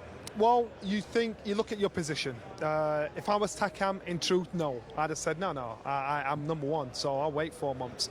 So what does that tell you about it? This is how much he fancies fighting Anthony Joshua, because he always watched Joshua. He's always wanted to fight Anthony Joshua. He confronted Joshua after Joshua boxed Brazil, so he's thinking, I can beat him no matter what. I know how to beat this guy. So he's now thinking, do I take the option of waiting 4 months and saying, right, I'm number one, let's do it, or do I take this opportunity? He's got the art of surprise. Anthony Joshua has 12 days to prepare for him. He's probably been preparing for Anthony Joshua from the day he won the world title. Looking at him, looking at what he does good, looking at what he does bad. So this, in his head, he's thinking, I know what I've got to do. Stick close to him, throw that right hand over the top. He saw a little chink in the armour when AJ dropped his left hand and Klitschko pinned him with it. Not just once, quite a few times, but if you're a short, stocky fighter, you've got to get close and personal. That's what he's got to do. We saw Dillian Whyte. Dillian was saying earlier on that he was an option at one point for Takam to fight. We'd love that fight, wouldn't we? Oh my goodness, that would be an outstanding fight. And so now we're going to see what Takam's made of. And I think no matter what, I don't think it'll be the last time we see him. You've got Dillian Whyte over there, Carlos Takam there. I mean, the heavyweights are thriving once again. Deontay Wilder defends against Bermain Stavern on Sky next weekend. AJ, obviously, we hear rumours that Tyson Fury might be coming back into training, possibly near Johnny's neck of the woods, and it's great for the sport. Well, do you know what? Boxing is absolutely booming again. Booming, not just in Britain, but worldwide, it's booming. And the heavyweight division is booming. There's some, you know, that kind of goes together. You know, after Lennox Lewis, you know, the Klitschko's dominated. They were a bit boring. They were, you know, they were great fighters, and their reign was brilliant. But they, you know, they lost. Elite athletes, but a bit robotic. It's a little bit robotic, a little bit, you know, what the same. Every fight was the same. You know, hitting. It was like a spectacle, wasn't it? The sort of, you know, the Germans came out. They had 50,000 in the arenas. They had the lights, the action, and then their man won, and they went home happy. And they seemed happy with that. And we weren't really, you know, in the UK and in America, we wanted to see, you know, 50-50 fights. We wanted to see knockdowns. We wanted to see, you know, the Klitschko's were too dominant, and their style-wise, they were pretty boring. They were happy just to win, and it kind of killed the heavyweight division. And it trickles down. You know, everything trickles down from the top, and it sort of killed boxing a little bit. But now, since the rise of Anthony Joshua, since he become heavyweight champion, boxing's just exploded again. And you're right about the Americans. They lost interest in the Klitschkos, but, you know, HBO and Showtime were both there for Anthony Joshua against Vladimir Klitschko. I remember Jim Lampley saying he doesn't remember a heavyweight fight like that. Michael Buffer, the legendary MC, you know, said the whole thing gave him goosebumps. The Americans, Showtime, are back for this one. They cannot wait. Can't wait. We can't wait. Everyone in boxing can't wait. You know, but the heavyweight division, when it's good, transcends boxing. It crosses over. Everyone, when the heavyweight division is strong and they've got a good, strong heavyweight champion, everyone, all eyes are on boxing. Anthony Joshua has done that. You know, that fight with Klitschko has done that. You know, he had a household name in Klitschko, but someone that everyone knew but didn't necessarily want to watch. Then you've got Anthony Joshua, who's knocking everyone out. He's undefeated, and they fight each other. There's 90,000 people in Wembley. There's knockdowns. Both, he's up, he's down, and we've got a great fight. And Anthony Joshua closes the show and wins the fight in the 11th round. Not has it only been great for Anthony Joshua, great for British boxing, it's been great for boxing as a sport globally. I'm just trying to catch Carlos Takam's eye. I don't know whether he'll come over to our side, because I don't know whether he'll want to speak in English. He was funny, wasn't he, when we went there? It was English and French, whatever. He does speak a little bit, though, doesn't he? You spoke to him in French. I spoke to him in my Sheffield French, English. But he's all right. The guy, he's so down to earth. And I've got to repeat what Matthew said. Basically, because of Tyson Fury, the heavyweight scene has become exciting again, because now there's all these different heavyweights that are around coming through, chasing the titles, chasing the opportunities. They look at Anthony Joshua and they think he's too inexperienced to stay there long enough. But Anthony Joshua is keeping all at bay, you know, knocking them all out. Deontay Wilder's out there. But then here, we have heavyweights here. We have Dillian Whyte. He's in the mix, and this Dillian Whyte's making noise now. The Chisora fight, there was nothing in that. Chisora is back. You know, that was a Derek Chisora in Monaco next week. We saw Hughie Fury go close against Parker. It's opened up. Yeah. The heavyweight division has opened up. And David Price is still going. Yeah, he's coming back, I think, the 2nd of December. You see, the thing is, in a division, if you're in a division, you've got to be in a division where there's dance partners. Yeah. You've got to have competition. So there's no point point in being the best heavyweight in the world where there's no Klitschko competition. suffered from that, didn't he? That's right. He was too dominant. He didn't have the dance partners. That's Golovkin right. suffered from it for a long time. Exactly. So now in the heavyweight division, there's so many dance partners. It's become exciting again. People that aren't even interested in boxing are interested in the heavyweight division, like the 70s all over again. It's wonderful debate. Look, we've got Carlos Takam. Let's bring him in because Johnny's going to try some Sheffield French with him. It's Carlos, it's great to see you. How you doing? Come on through. Come on around here. How are you? How are you? The camera's just round there. The camera's round there. You don't need. Come on, nice to see you. Hi. Hi. Carlos, first of all, what about this crowd to see the workout? Does that fill you with excitement ahead of Saturday night? Qu'est-ce que tu penses de ce public? He knows. Oh yeah, he knows. Ouais, je trouve le public anglais incroyable. Hein. C'est vraiment incroyable. Ce sont des vrais supporters, ce sont des vrais fans. Ouais, quand tu vois que ça soit dans la boxe, que ça soit dans le foot, ce sont des passionnés et j'aime ce genre de public. I really love the British fan. The English fan are the real fan. Whether it's in every sport, we can see every weekend of football or in other sport. It's a great fan, and we love that. You've had just 12 days notice. How have those few days been? What have you done in terms of late sparring to get ready for Joshua? Tu as eu que 12 jours et du moment où tu as su à propos du combat jusqu'au jour du combat, qu'est-ce que tu as fait comme sparring pour préparer ce combat? Bah, écoute, pendant ces 12 jours, je me suis bien préparé, même si 12 jours pour préparer un championnat du monde, c'est un peu court.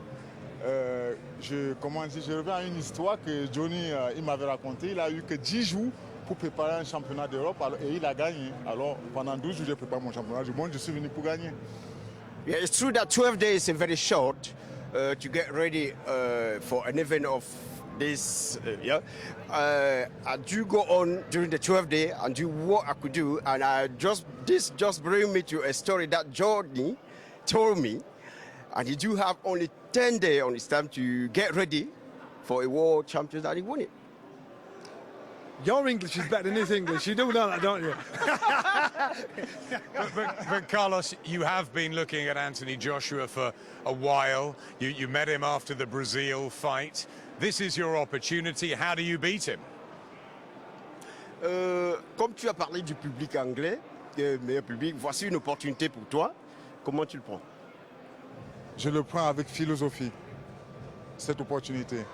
Je l'attendais, même si je ne l'attendais pas là tout de suite comme ça. C'était un peu précipité, mais je l'attendais quand même. Et je me suis préparé en conséquence pour ça. Et le 28, je vais faire mon travail. Voilà. Yeah, I take this great opportunity as it comes. I do have 12 days to get ready, but I was a little bit attending because at this level, we practically ready all the time, and I did what I could do to be ready for the 28th Saturday, and we will give it out for the fun. And we do practically everything that we're supposed to do to give a great fight for the fun. Yeah, the styles should mix well. It should be an exciting fight. Le style va rendre ce combat super. Ce sera un combat excitant. Bien sûr, ça va être deux styles opposés et deux styles de combattants opposés, des gens qui aiment bien boxer, comment dire, en avançant et un peu bagarrer. Ça va être un style de deux personnes qui aiment bien, au-delà de la boxe, un peu de la bagarre. Et ça va être, comment dire, amazing. Yeah, it will be two different styles, and the two different styles will be style of two boxers who like to box, who like to come forward, and who like to give it in, and it will be exciting fight. As he just said, it will be amazing. It will be amazing fight. You can't stop smiling. How big will that smile be if you can return to Paris with the world heavyweight title? Tu aimes bien sourire, tu as un très grand sourire, un beau sourire. Comment serait ce sourire si tu retournais à Paris samedi avec ces titres? Vous savez, mon sourire, il est éternel. Hein? mon sourire, je souris, comment dire, même quand je suis fâché, je suis toujours en train de sourire. Ce sourire, il est ancré dans moi, comment dire, Dieu a déposé son sourire sur mon visage. God keep the smile in my face. Hein? Voilà. He said the smile for him is natural. It's coming deep inside his body, and all he could say is that God put this smile on his body to keep it for lifetime. Carlos, we wish you well. Thank you very much. It's been great. Thank you. What a nice guy, the challenger for the world heavyweight titles. Meanwhile, backstage, Anthony Joshua getting ready for the final workout on the pads backstage. He doesn't stop either. Machine. You know what? He'll do a bit before he gets in here. He'll do this session for the public, and he'll go back. This is part of his training regime. You know, when he fights, if he knocks him out early, he goes back. Has to go back to the dressing room and do 12 rounds. So he lives the life. That is part of him. That's ingrained in him. That I like that. I like that. It's no matter who the opponent is, the attitude's got to be right. I just wonder if after the Klitschko fight, they made him go back and finish off the 12. The last round. I'm sure they didn't that night. No, I didn't. But you know what? I think they expended enough energy in the fight. They did. He hung go back in the ring for about 2 hours afterwards, taking selfies and pictures with everybody. But Takam, you've got to give it to him. Coming in at short notice, with the attitude he's got, thinking, right, you know what, I fancy this fight. I like him. I have a funny feeling, win or lose, I think we'll see him again on these shores. Yeah, he'd be welcome back, wouldn't he? Cool, calm and collected, Carlos Takam. What did you feel being alongside him? It was almost like, was it smiling Bobby Shakan, wasn't he? Non-stop smiling. Just, you know, you could see he was a real warm, lovely fella, and I think generally when the public see that, you root for a guy like that. But you know, Anthony Joshua is obviously a British sporting icon, so he is the fans' favourite. But yeah, I agree with Johnny. I think we'll see Carlos Takam back here, win, lose or draw, because I think he's a really good fighter. He's a top heavyweight, and you know, Anthony, Dillian Whyte, David Chisora, there's Tyson Fury. If he can get himself together, there are heavyweights here that he can fight again. Matt, Johnny, thanks very much. It's time for the main event.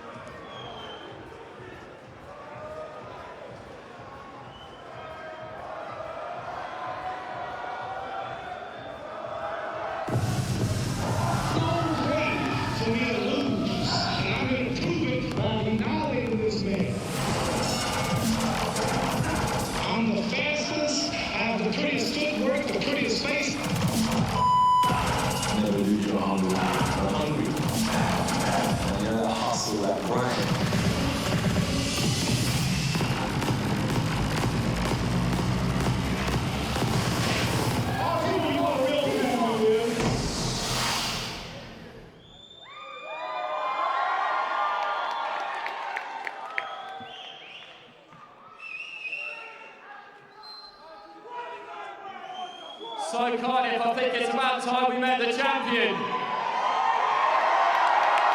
His professional record reads 19 fights and 19 wins, all 19 of those wins coming within the scheduled distance.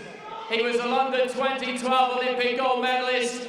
He is a former British and Commonwealth champion, and he is now the reigning and defending WBA and IBF heavyweight champion of the world. Please welcome, from Watford, it's AJ Anthony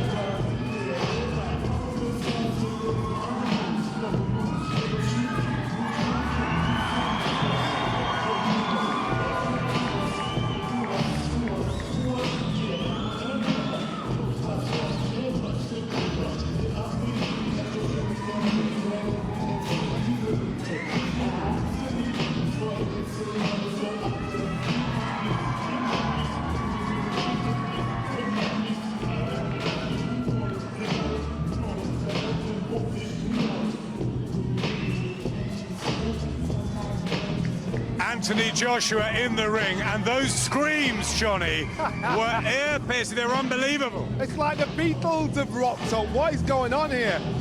What fire manages to have that effect on the public, on their audience? That's him. He's very, very business, very professional.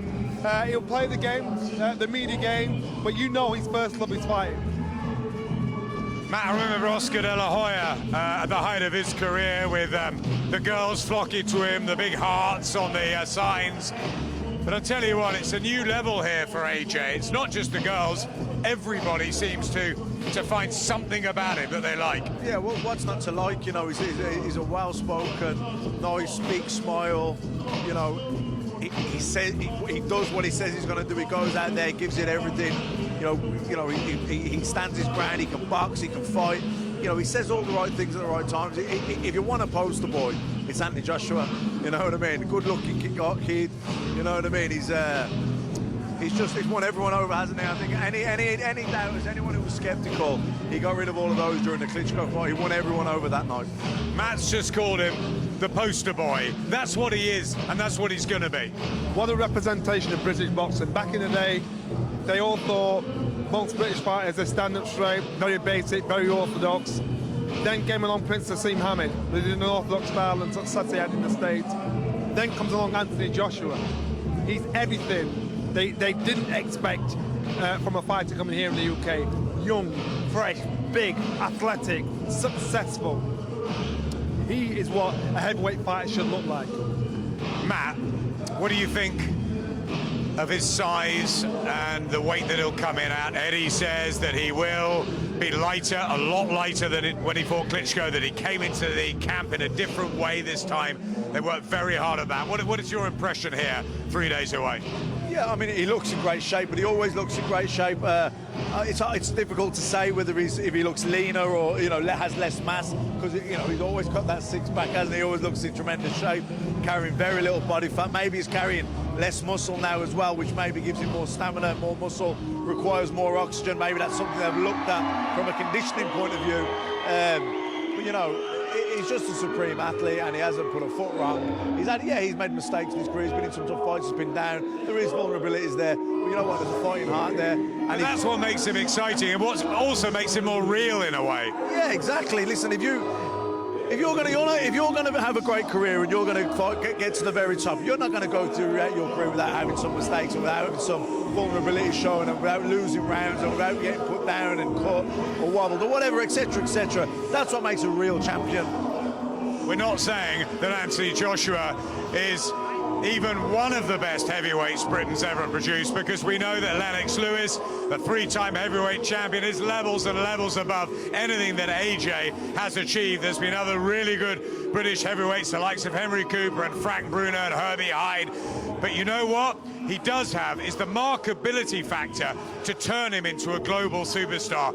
Whether he's as good as, say, Lennox, we're yet to find out. At the moment, you can't make any comparison like that. Maybe not to Lennox Lewis, but I think you could to all the other people you mentioned. I think, if anything, I would probably put him above all the other guys that you just mentioned there. The only one I wouldn't have him up there with just yet is Lennox Lewis, and that's because it's a little bit too early to say that when you look at what Lennox Lewis, one of the best heavyweights of all time, what he went on to achieve. But, you know, Anthony Joshua is still getting better. He's still improving.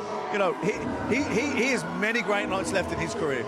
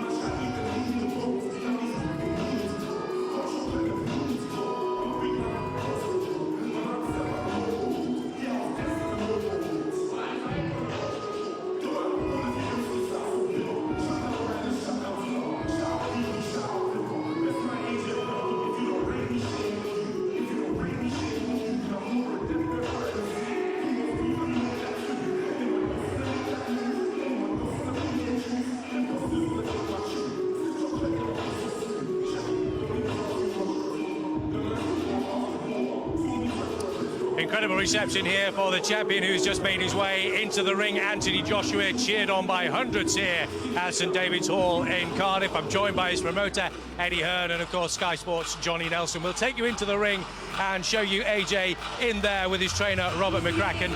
He's just skipping at the moment, as we would expect. You're looking in fantastic shape. We've been talking about the possibility of him maybe coming in a little bit lighter for this fight. I can't see where he might have lost a stone. Yeah, I think you will see him coming lighter, Fraser. I think somewhere between half a stone and maybe a stone lighter than the Klitschko fight. I think felt as though he was carrying too much bulk, too much weight in that fight. But again, looks in phenomenal condition. Absolutely packed in the St David's Hall. The AJ show is in town. This guy is a phenomenon, inside and outside of the ring. We've never seen anything like this before. We may never see anything like this again. 78,000 people under the roof. You know, the biggest indoor boxing event of all time on Saturday night, live on Sky Sports Box Office.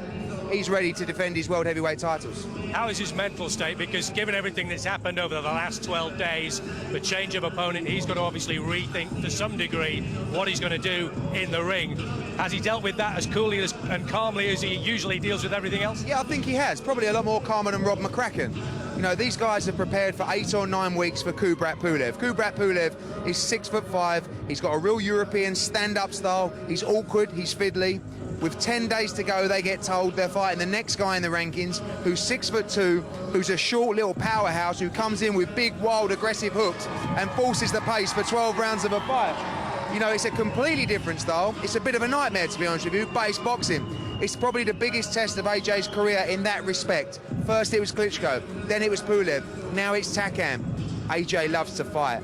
And this is one of the dangers in this fight. Takam will come to fight. AJ, whatever he's told, sometimes it doesn't matter. There's something inside him, there's something in his heart that loves to stand and trade and have a tear up and entertain all these fans. And that is the danger. He needs to stay disciplined. He needs to get behind his jab, use his reach, outbox him. He won't do that.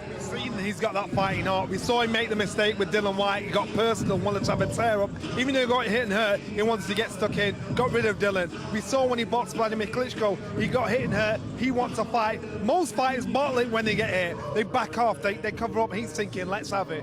Now with this one here, Eddie's right. He needs to be calm, be patient, and keep this guy long. I think this fight is going to be a better fight than the Pulev fight because Takam wants to get in close to his chest. Takam wants to have a tear-up. Takam knows, because he's had short notice, he's thinking, I've got to take it to this man and take him in close. Takam could have waited for this fight, but what Takam said, he said, give it me. It's the art of surprise because he's always fancied fighting AJ from the day he won the world title. He's been watching him, looking for the chinks of armor that he's got. AJ's had 12 days to figure this man out. And all he can change is what's up there mentally, because physically, he's trained for Pulev. He's had a game plan, a set plan for Pulev. Now, that's all scrapped. He's saying, I've just got to fight. He's got to prepare on the job. But Takam has been preparing from the day he won the world title, and that's why this is a more dangerous fight than the Pulev fight. The gloves are on now. We'll see some snap in those punches as he hits the pads held by his trainer, Robert McCracken. I think in many respects, sometimes we maybe forget the fact that he's still only 19 fights into his pro career. We expect so much of him, and yet we still want to see him learning as every fight goes on. We saw what sort of trouble he was in against Vladimir Klitschko. How has he adapted? How has he changed from that when it comes to this fight now? What a great position to be in. You're still learning. You're nowhere near the finished article, but you're king of the hill, which means your attitude is you're going to fight like a 100 fighter, and that means everybody that comes for you, you're not going to be complacent. You're not going to just think, I'm the king now, that's me done. He knows he's nowhere near the finished article. He's still young, he's still fresh, still sharp, still hungry, which makes him very dangerous, a dangerous champion. What he's done for British boxing, he's now our flag bearer, because before the Americans and the fighters all over the world thought Brits just stood up straight, orthodox fighters. Now, then you had Prince Nassim Hamid come along, that unorthodox flash style. He was mouthy, he was arrogant, and he put it on him, and he started to be successful. We get a heavyweight, king of the hill, that goes in there and takes everybody out. And they're thinking, who have we got to deal with this man? Deontay Wilder's shouting it out there. Will this fight ever happen? We don't know. Deontay's got to prove himself to say, you know what? Respect me. Anthony Joshua's the fighter, the heavyweight champion that's got the respect of the heavyweight king, not Deontay. And I'm quite sure that's burning him. Let's see what happens. And Eddie, Johnny mentioned him just there, Deontay Wilder, he'll be watching. Joseph Parker, he'll be watching. Dillian Whyte, he'll be watching. Anthony needs to make a statement here on Saturday night to send a clear message to the rest of the fighters in this division. He does, and you know, when the Anthony Joshua show's in time, everyone's focusing on the main event. Don't forget, an unbelievable undercard on Saturday night. Katie Taylor challenging for her first world title. Frank Buglioni defending his light heavyweight title. Kal Yafai, one of the best super flyweights in the world, against his mandatory challenger, Ishida. And a brilliant heavyweight matchup between Dillian Whyte and Robert Helenius for the WBC silver title. A fight that will basically determine the #1 challenger in the WBC rankings, held by Deontay Wilder. We are desperate for Whyte against Wilder in February in London, with the winner taking on AJ in the summer. But Dylan's got to get past that fight. Ultimately, a big night of heavyweight boxing on Saturday. So much to look forward to. We can't wait. Gents, thanks very much indeed for all the moment. Much more to come from Cardiff. Join us soon. We'll hear from the man himself.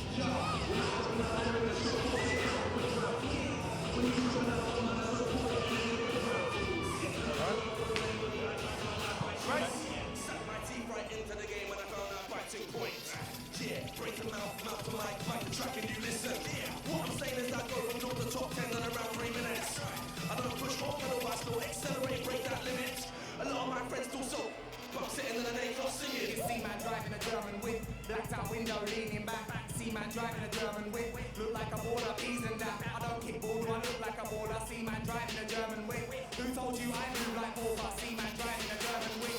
See man driving a German whip. Blacked out window, leaning back. See man driving a German whip. Look like a baller, peas and that. I don't kick ball, I look like a baller. See man driving a German whip. Who told you I move like baller? See man driving a German whip.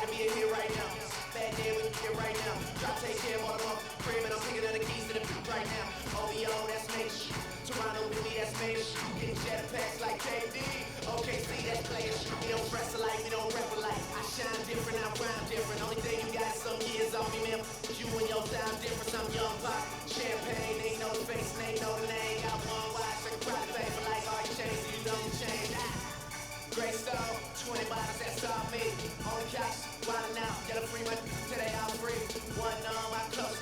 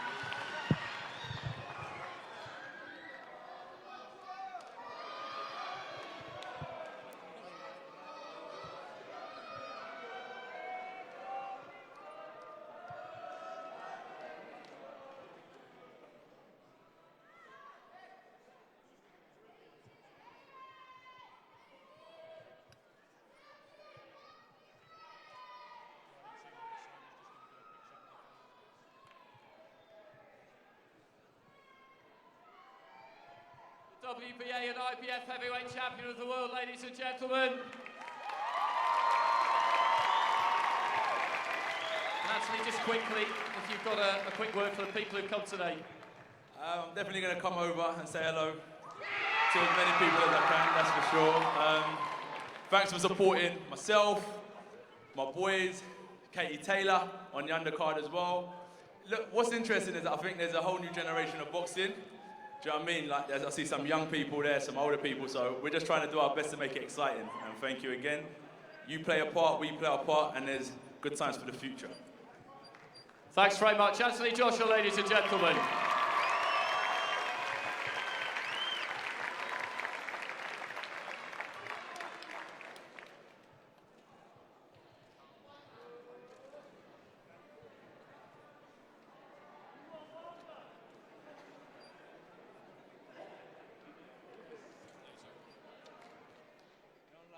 Penny boys.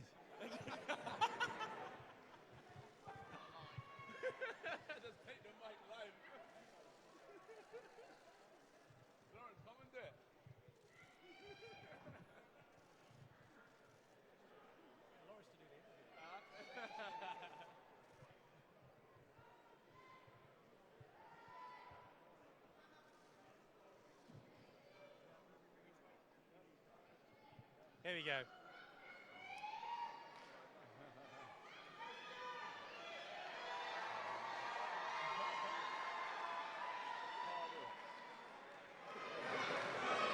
He's just finished his workout here. I just look at him. He's been throwing his hands up to the crowd here at St David's Hall in Cardiff. First of all, AJ, what about this fantastic reception here for you from all these Welsh fans? Yeah, definitely. The Welsh fans are here in force, man. They're here in force. They're here in force. It's good. It's unbelievable. As I always say, when I was an amateur, I didn't even fight in front of this many people, and everyone's coming out to see a public workout. It's good. It's a good indication that Saturday night's going to be exciting. It's going to be lively, and I think I definitely know a few people that will definitely be putting on fireworks that night as well. So definitely keep your eyes peeled for the undercard fighters as well. When you come to events like this, and when you stand in front of 75,000 here at the Principality or 90,000 at Wembley, are you still having to pinch yourself? Are you getting used to it now? I've never been nervous about fighting, but I think this stadium's going to be different. There's a closed roof. I know the energy, the atmosphere is going to be bouncing up and down off the roof and stuff, and it's going to be nothing like before. And as I said, if Saturday night's a little bit like the people here today at the public workout, it's going to be phenomenal because these guys are unbelievable. They're making noise, they're having a good time.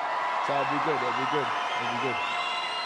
It'll be a terrific reception when you walk out, no doubt. Now, how strange has it been for you over the last couple of weeks? Obviously, we had Kubrat Pulev pulling out, and we got Carlos Takam coming in.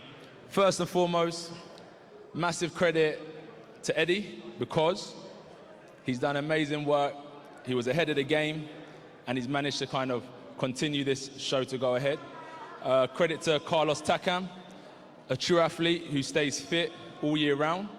You know, he's not someone who trains for a fight. He seems to keep himself conditioned, and that's what we like. He's the same as myself. And I think, what would I do? Would I give up the IBF belt? Hell no. I worked too hard for it. So Carlos Takam was training for a fight abroad. He stepped in for this fight. He's ready. This is his chance to become heavyweight champion of the world. He's got to break me down first, so we'll get it going Saturday, and the best man will win and walk out champion. But this is going to be another different kind of mental test for you, isn't it? Yeah, and that's what fighting's about. Different styles, different types of opponents, but the best opponent you can work on is yourself, so I've definitely been improving myself. I could talk about a million things I've been working on, but at the end of the day, as soon as that first bell rings, that's when it matters, right? So that's when everyone steps out, just me and Carlos in the ring trading. And as I said, I can talk about a million things I've been working on, where I'm at mentally, but it has to show Saturday night. That's what's important. We saw what you were capable of in the fight against Vladimir Klitschko, particularly in terms of you showing the heart to get back up and get back in that fight. What are you wanting to change now? What are you wanting to do differently in this fight going forward that will benefit you for future fights to come? Nothing. I think that's why everyone's here again, because they want to see Fight Saturday again. So we're going to have a war. We're going to wear our hearts on our sleeve. This is what fighting's about. As I said, with me, it ain't about all this other stuff that goes on outside the ring. I think when people come to watch me box, they know they're going to have a good time. They know they're going to see knockouts. They're going to see a bit of blood and a bit of respect after. And that's what boxing is about. And the fact is, a lot of people are going to be watching this fight. A lot of other people who have those very shiny belts that you guys often pick up, the likes of Joseph Parker, the likes of Deontay Wilder, they're going to be watching you.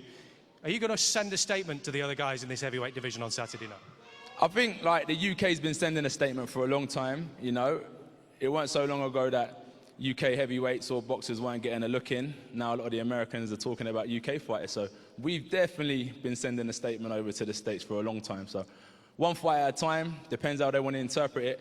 But they can watch me a million times, but it's so different. When you get into these ropes, I'm sure some guys out there are probably fighters themselves or had charity fights and they know. When you get in here, you could watch someone a million times, but Parker, Wilder, whoever, it's a different challenge when you face someone face to face.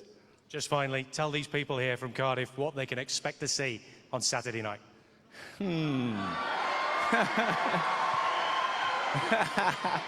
They know what they want. They know what they want. We have to deliver. We have to deliver. We have to deliver. They know what they want. I know what they want. And it's my duty to deliver, right? That's what it's about. So I haven't got to say it. I know already. They know.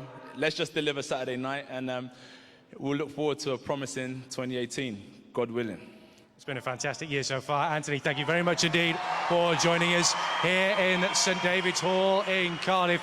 The Cardiff fans are absolutely loving this. It's going to be one hell of an atmosphere in this Principality Stadium. On 75,000 people going to be packed in to see this man on his next chapter in the heavyweight division.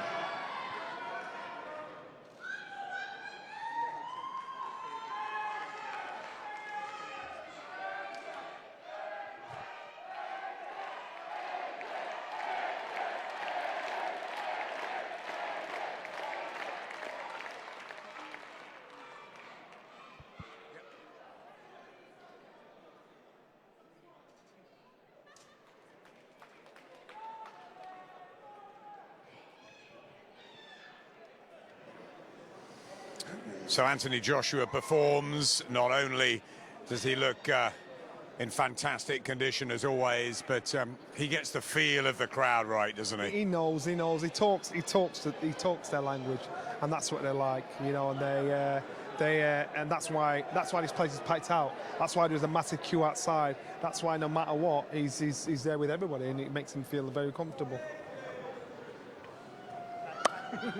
My man. What's going on, boss? How are you? You okay, yeah? You good? You all right? Yeah, all good, thanks. You? Anthony Joshua, another wonderful reception. What does it mean for you to be in Cardiff? It's got such a rich history of boxing through the years. Yeah, definitely Calzaghe. Phenomenal fighter, phenomenal. We had Lennox here with Bruno. I can go on. The Selby brothers, the Cordinas. There's some female boxers that I know that are doing really well. And there's probably some up-and-coming fighters as well. But other than that, it's another fighting city. People are definitely out to see a good time. And as I always say, like, it's just about delivering. Do you know what I mean? I think you're only as good as your last fight. So if I don't perform, it's, ooh, is he as good or is he going to be as good? But, you know, I just need to get the win. That's what's important. Your fourth fight was here at the Motorpoint Arena. There was some atmosphere there against Dorian Darch. I mean, multiply that 30, 40 times. Principality, Saturday night, 75,000. A little down on Wembley, but under that roof, it's going to be electric, isn't it? Yeah, there's no preparing for nights like that, is there? Do you know what I mean? There's no preparing for a night like that. But cool head, do you know what I mean? Fire in the heart. And you go out there, who you are, what you've been learning will show that night. It's a different style I've been preparing for, but no stress. Ultimately, as I said, there's no type of style that we prepare for. I work on myself. And at the end of the day, I need to get my hand raised. So that's what will be going through my head. Looking for his weaknesses, to exploit him, to get my hand raised at the end. Wonderful high in April, obviously beating the legend that was Vladimir Klitschko, and where your life went from there. But soon, the Klitschko rematch went away. Kubrat Pulev was trained for. He went away. And at 12 days in, steps Carlos Takam with nothing to lose and a different style. How have you and Rob gone about business in the last few days? You know what, when I trained with Rob early on, it's like, let's say I was fighting a 6-rounder for my first 6 fights. he trained me for 12 rounds because he weren't training me for that opponent, he was training me for future opponents. So as time's gone on, it weren't just about Pulev, it's about dominating the division. What do I need to dominate? Do you know what I mean? Balance, defense, counter punching, not wasting punches. So I know it was important to train for Pulev and like the sparring, but at the end of the day, sparring. These sparring partners are doing me a favor, whether they're tall or small, they're throwing punches at me. And that's what's going to replicate in there. As I said, it's only punches coming at me, straight shots, hooks, and I have to dissect him and kind of just break him down, take the fight round by round. I'm definitely good enough to do 12 rounds, and that will be good kind of Takam, who's very strong and tough and will keep on coming. But just how long can he last? That's the question. And we saw in that captivating insight into your training camp with Johnny Nelson when he came down and had a look around your quarters and how bare they are, that it is serious business, always. Yeah. I was watching Lomachenko's training camp in the sun somewhere with a swimming pool. I said, we need to upgrade sooner or later. We need to upgrade, but we'll get there. I'm not sure you want to do that. We'll get there. But as you said, it works. It does get tough sometimes, but it is what it is. I wouldn't have it any other way. And in the ring gets a bit gritty, it gets a bit savage sometimes, and it just replicates the lifestyle. So all in all, I'm a wholesome fighter. I've got that roughness in me, and when I need to dig deep and the skills aren't working, I know I can pull it out of the bag. It's been a superb year for you, obviously, after what happened at Wembley. How do you finish it here on Saturday night in boxing terms? What sort of a performance do you need to deliver to remind the Deontay Wilders, maybe the Tyson Furies, that you are the real heavyweight champion of the world? I think, like, any athlete or anyone in whatever, like business or trying to do a project, it's making the things that look hard make it look easy. Do you know where I'm coming from? And that's the way to like shine, I think, is, wow, how did he do that? That guy weren't supposed to do that to him. That kind of sends a message. So it's being relaxed, knowing myself, where I'm at, and handling business. And a last message for these Welsh fans. I know you want to go and see one or two of them, maybe have a few selfies. That's the sort of thing you like to do, mix in with them when you can. What's your message to them ahead of Saturday night? When do they want me back? When do they want me back? Because we're taking boxing all around the UK. As I said, I've been here before, years ago, and we're back again. So we'll definitely be doing the cycle again because I'm not giving up anytime soon. So it's just when do they want me back? But first of all, let's put on an entertaining show, see the feedback. And as I said, it's not just about me. It's not the Anthony Joshua show. It's everyone involved. Everyone involved makes this what it is. So keep your eyes peeled. As I said, look at the whole show as a package, the entertainment side, the music. This is a heavyweight championship fight. There's 3 belts on the line. It's serious business. So enjoy it, take it in, because it's a moment in history. And you're right, fantastic card as well. Should be a terrific night on Saturday. AJ, good luck. Thank you very much. Thank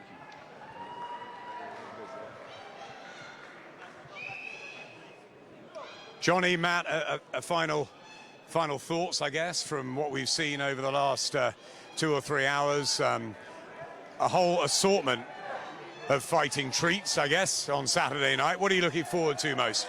I'm looking forward to Katie Taylor becoming world champion. You know, I've known Katie for a long time now, and I remember the first time I've seen her box. I'd heard so much about her, and I was just some expectations were high, and I was just blown away. Like my jaw hit the floor type thing. I couldn't believe it, and so I'm really looking forward to seeing her become world champion. I'm obviously looking forward to watching Kal Yafai, you know, defending his title. But of course, it's hard to look past the main event as well. Anthony Joshua, he's kind of the talk of boxing, isn't he? Everyone wants to watch him. Everyone wants to watch his fights, the atmosphere. People just want to see his ring walks, you know, because of the atmosphere that he brings.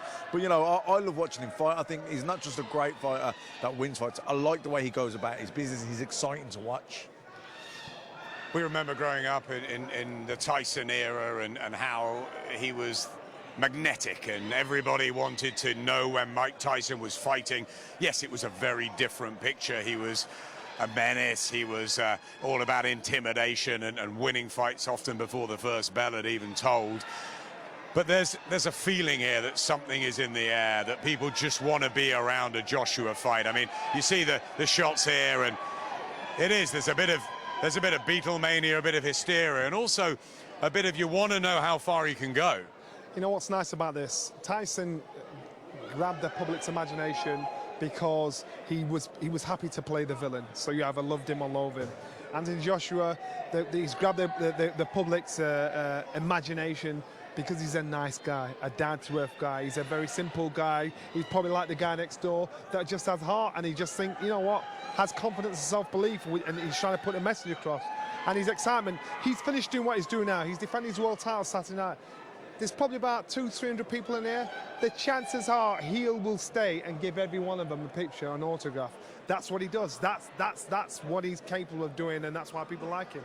And that's what he did, Eddie Hearn, didn't he? After he got through the fight of his life against Vladimir Klitschko, he sat there in the ring for an hour or so afterwards, just taking selfies, letting people come to him. And that's why the public warm so much to Anthony Joshua. I think you talk about the fight of his life. I think he's got one right now, trying to get through this crowd. People just literally clambering for a picture, for an autograph, anything. And, you know, funnily enough, he was the one who just said this then, look, let's go and sign a few, you know, and the security are like, oh, please don't, you know, because there are people, you know, there's barriers up and people are literally just clambering to get him. He wants to go and spend time with them.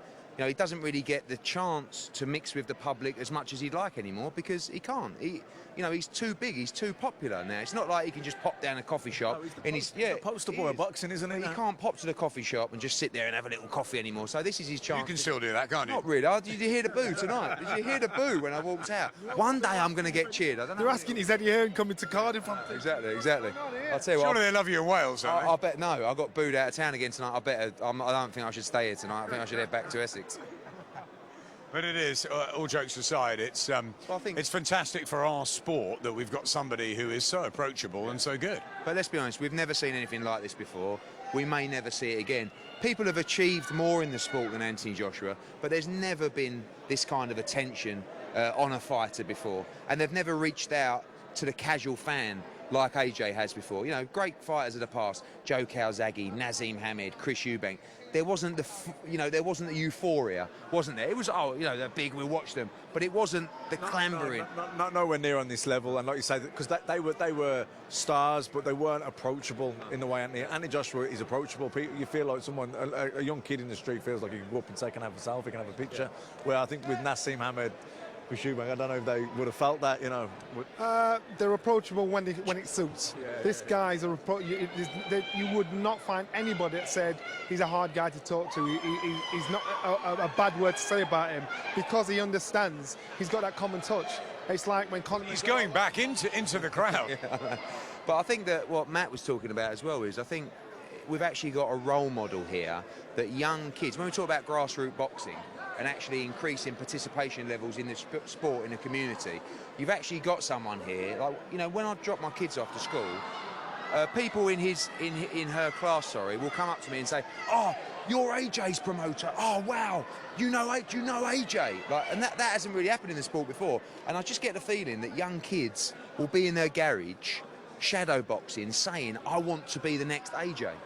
And I don't think we've had that before. Again, going back to those fighters that we mentioned before, I don't think young kids said, oh, I want to be the next Eubank. You know, but I think they look at Joshua, and actually the parents, like if my kids come to me and says, I want to be like Anthony Joshua, I'll go, good. Do you know what I mean? Rather than, oh no, you don't want to go in there and have a fight and do all that brash stuff. I'd say, good role model. Be more like him. Do you know what I mean? And I think that's important because just like when Tiger Woods burst on the scene, there was all of a sudden kids on the range trying to be like Tiger Woods. And Joshua has got the same kind of impression on those young kids. He's a role model as well as this euphoric star. I'm sure there's one or two who want to be the next Eddie Hearn, maybe only one or two. Yes, maybe, no, actually none at all. Trust me, you do not want to be the next Eddie Hearn. Thank you, Matt. Thank you, Eddie. Thank you, Johnny. It's been a fantastic night here at St David's Hall. I hope you've enjoyed it on skysports.com. We have the press conference, the weigh-in, and then 75,000 at the Principality on Saturday night for Anthony Joshua defending his world heavyweight titles against Carlos Takam if he ever gets out of here.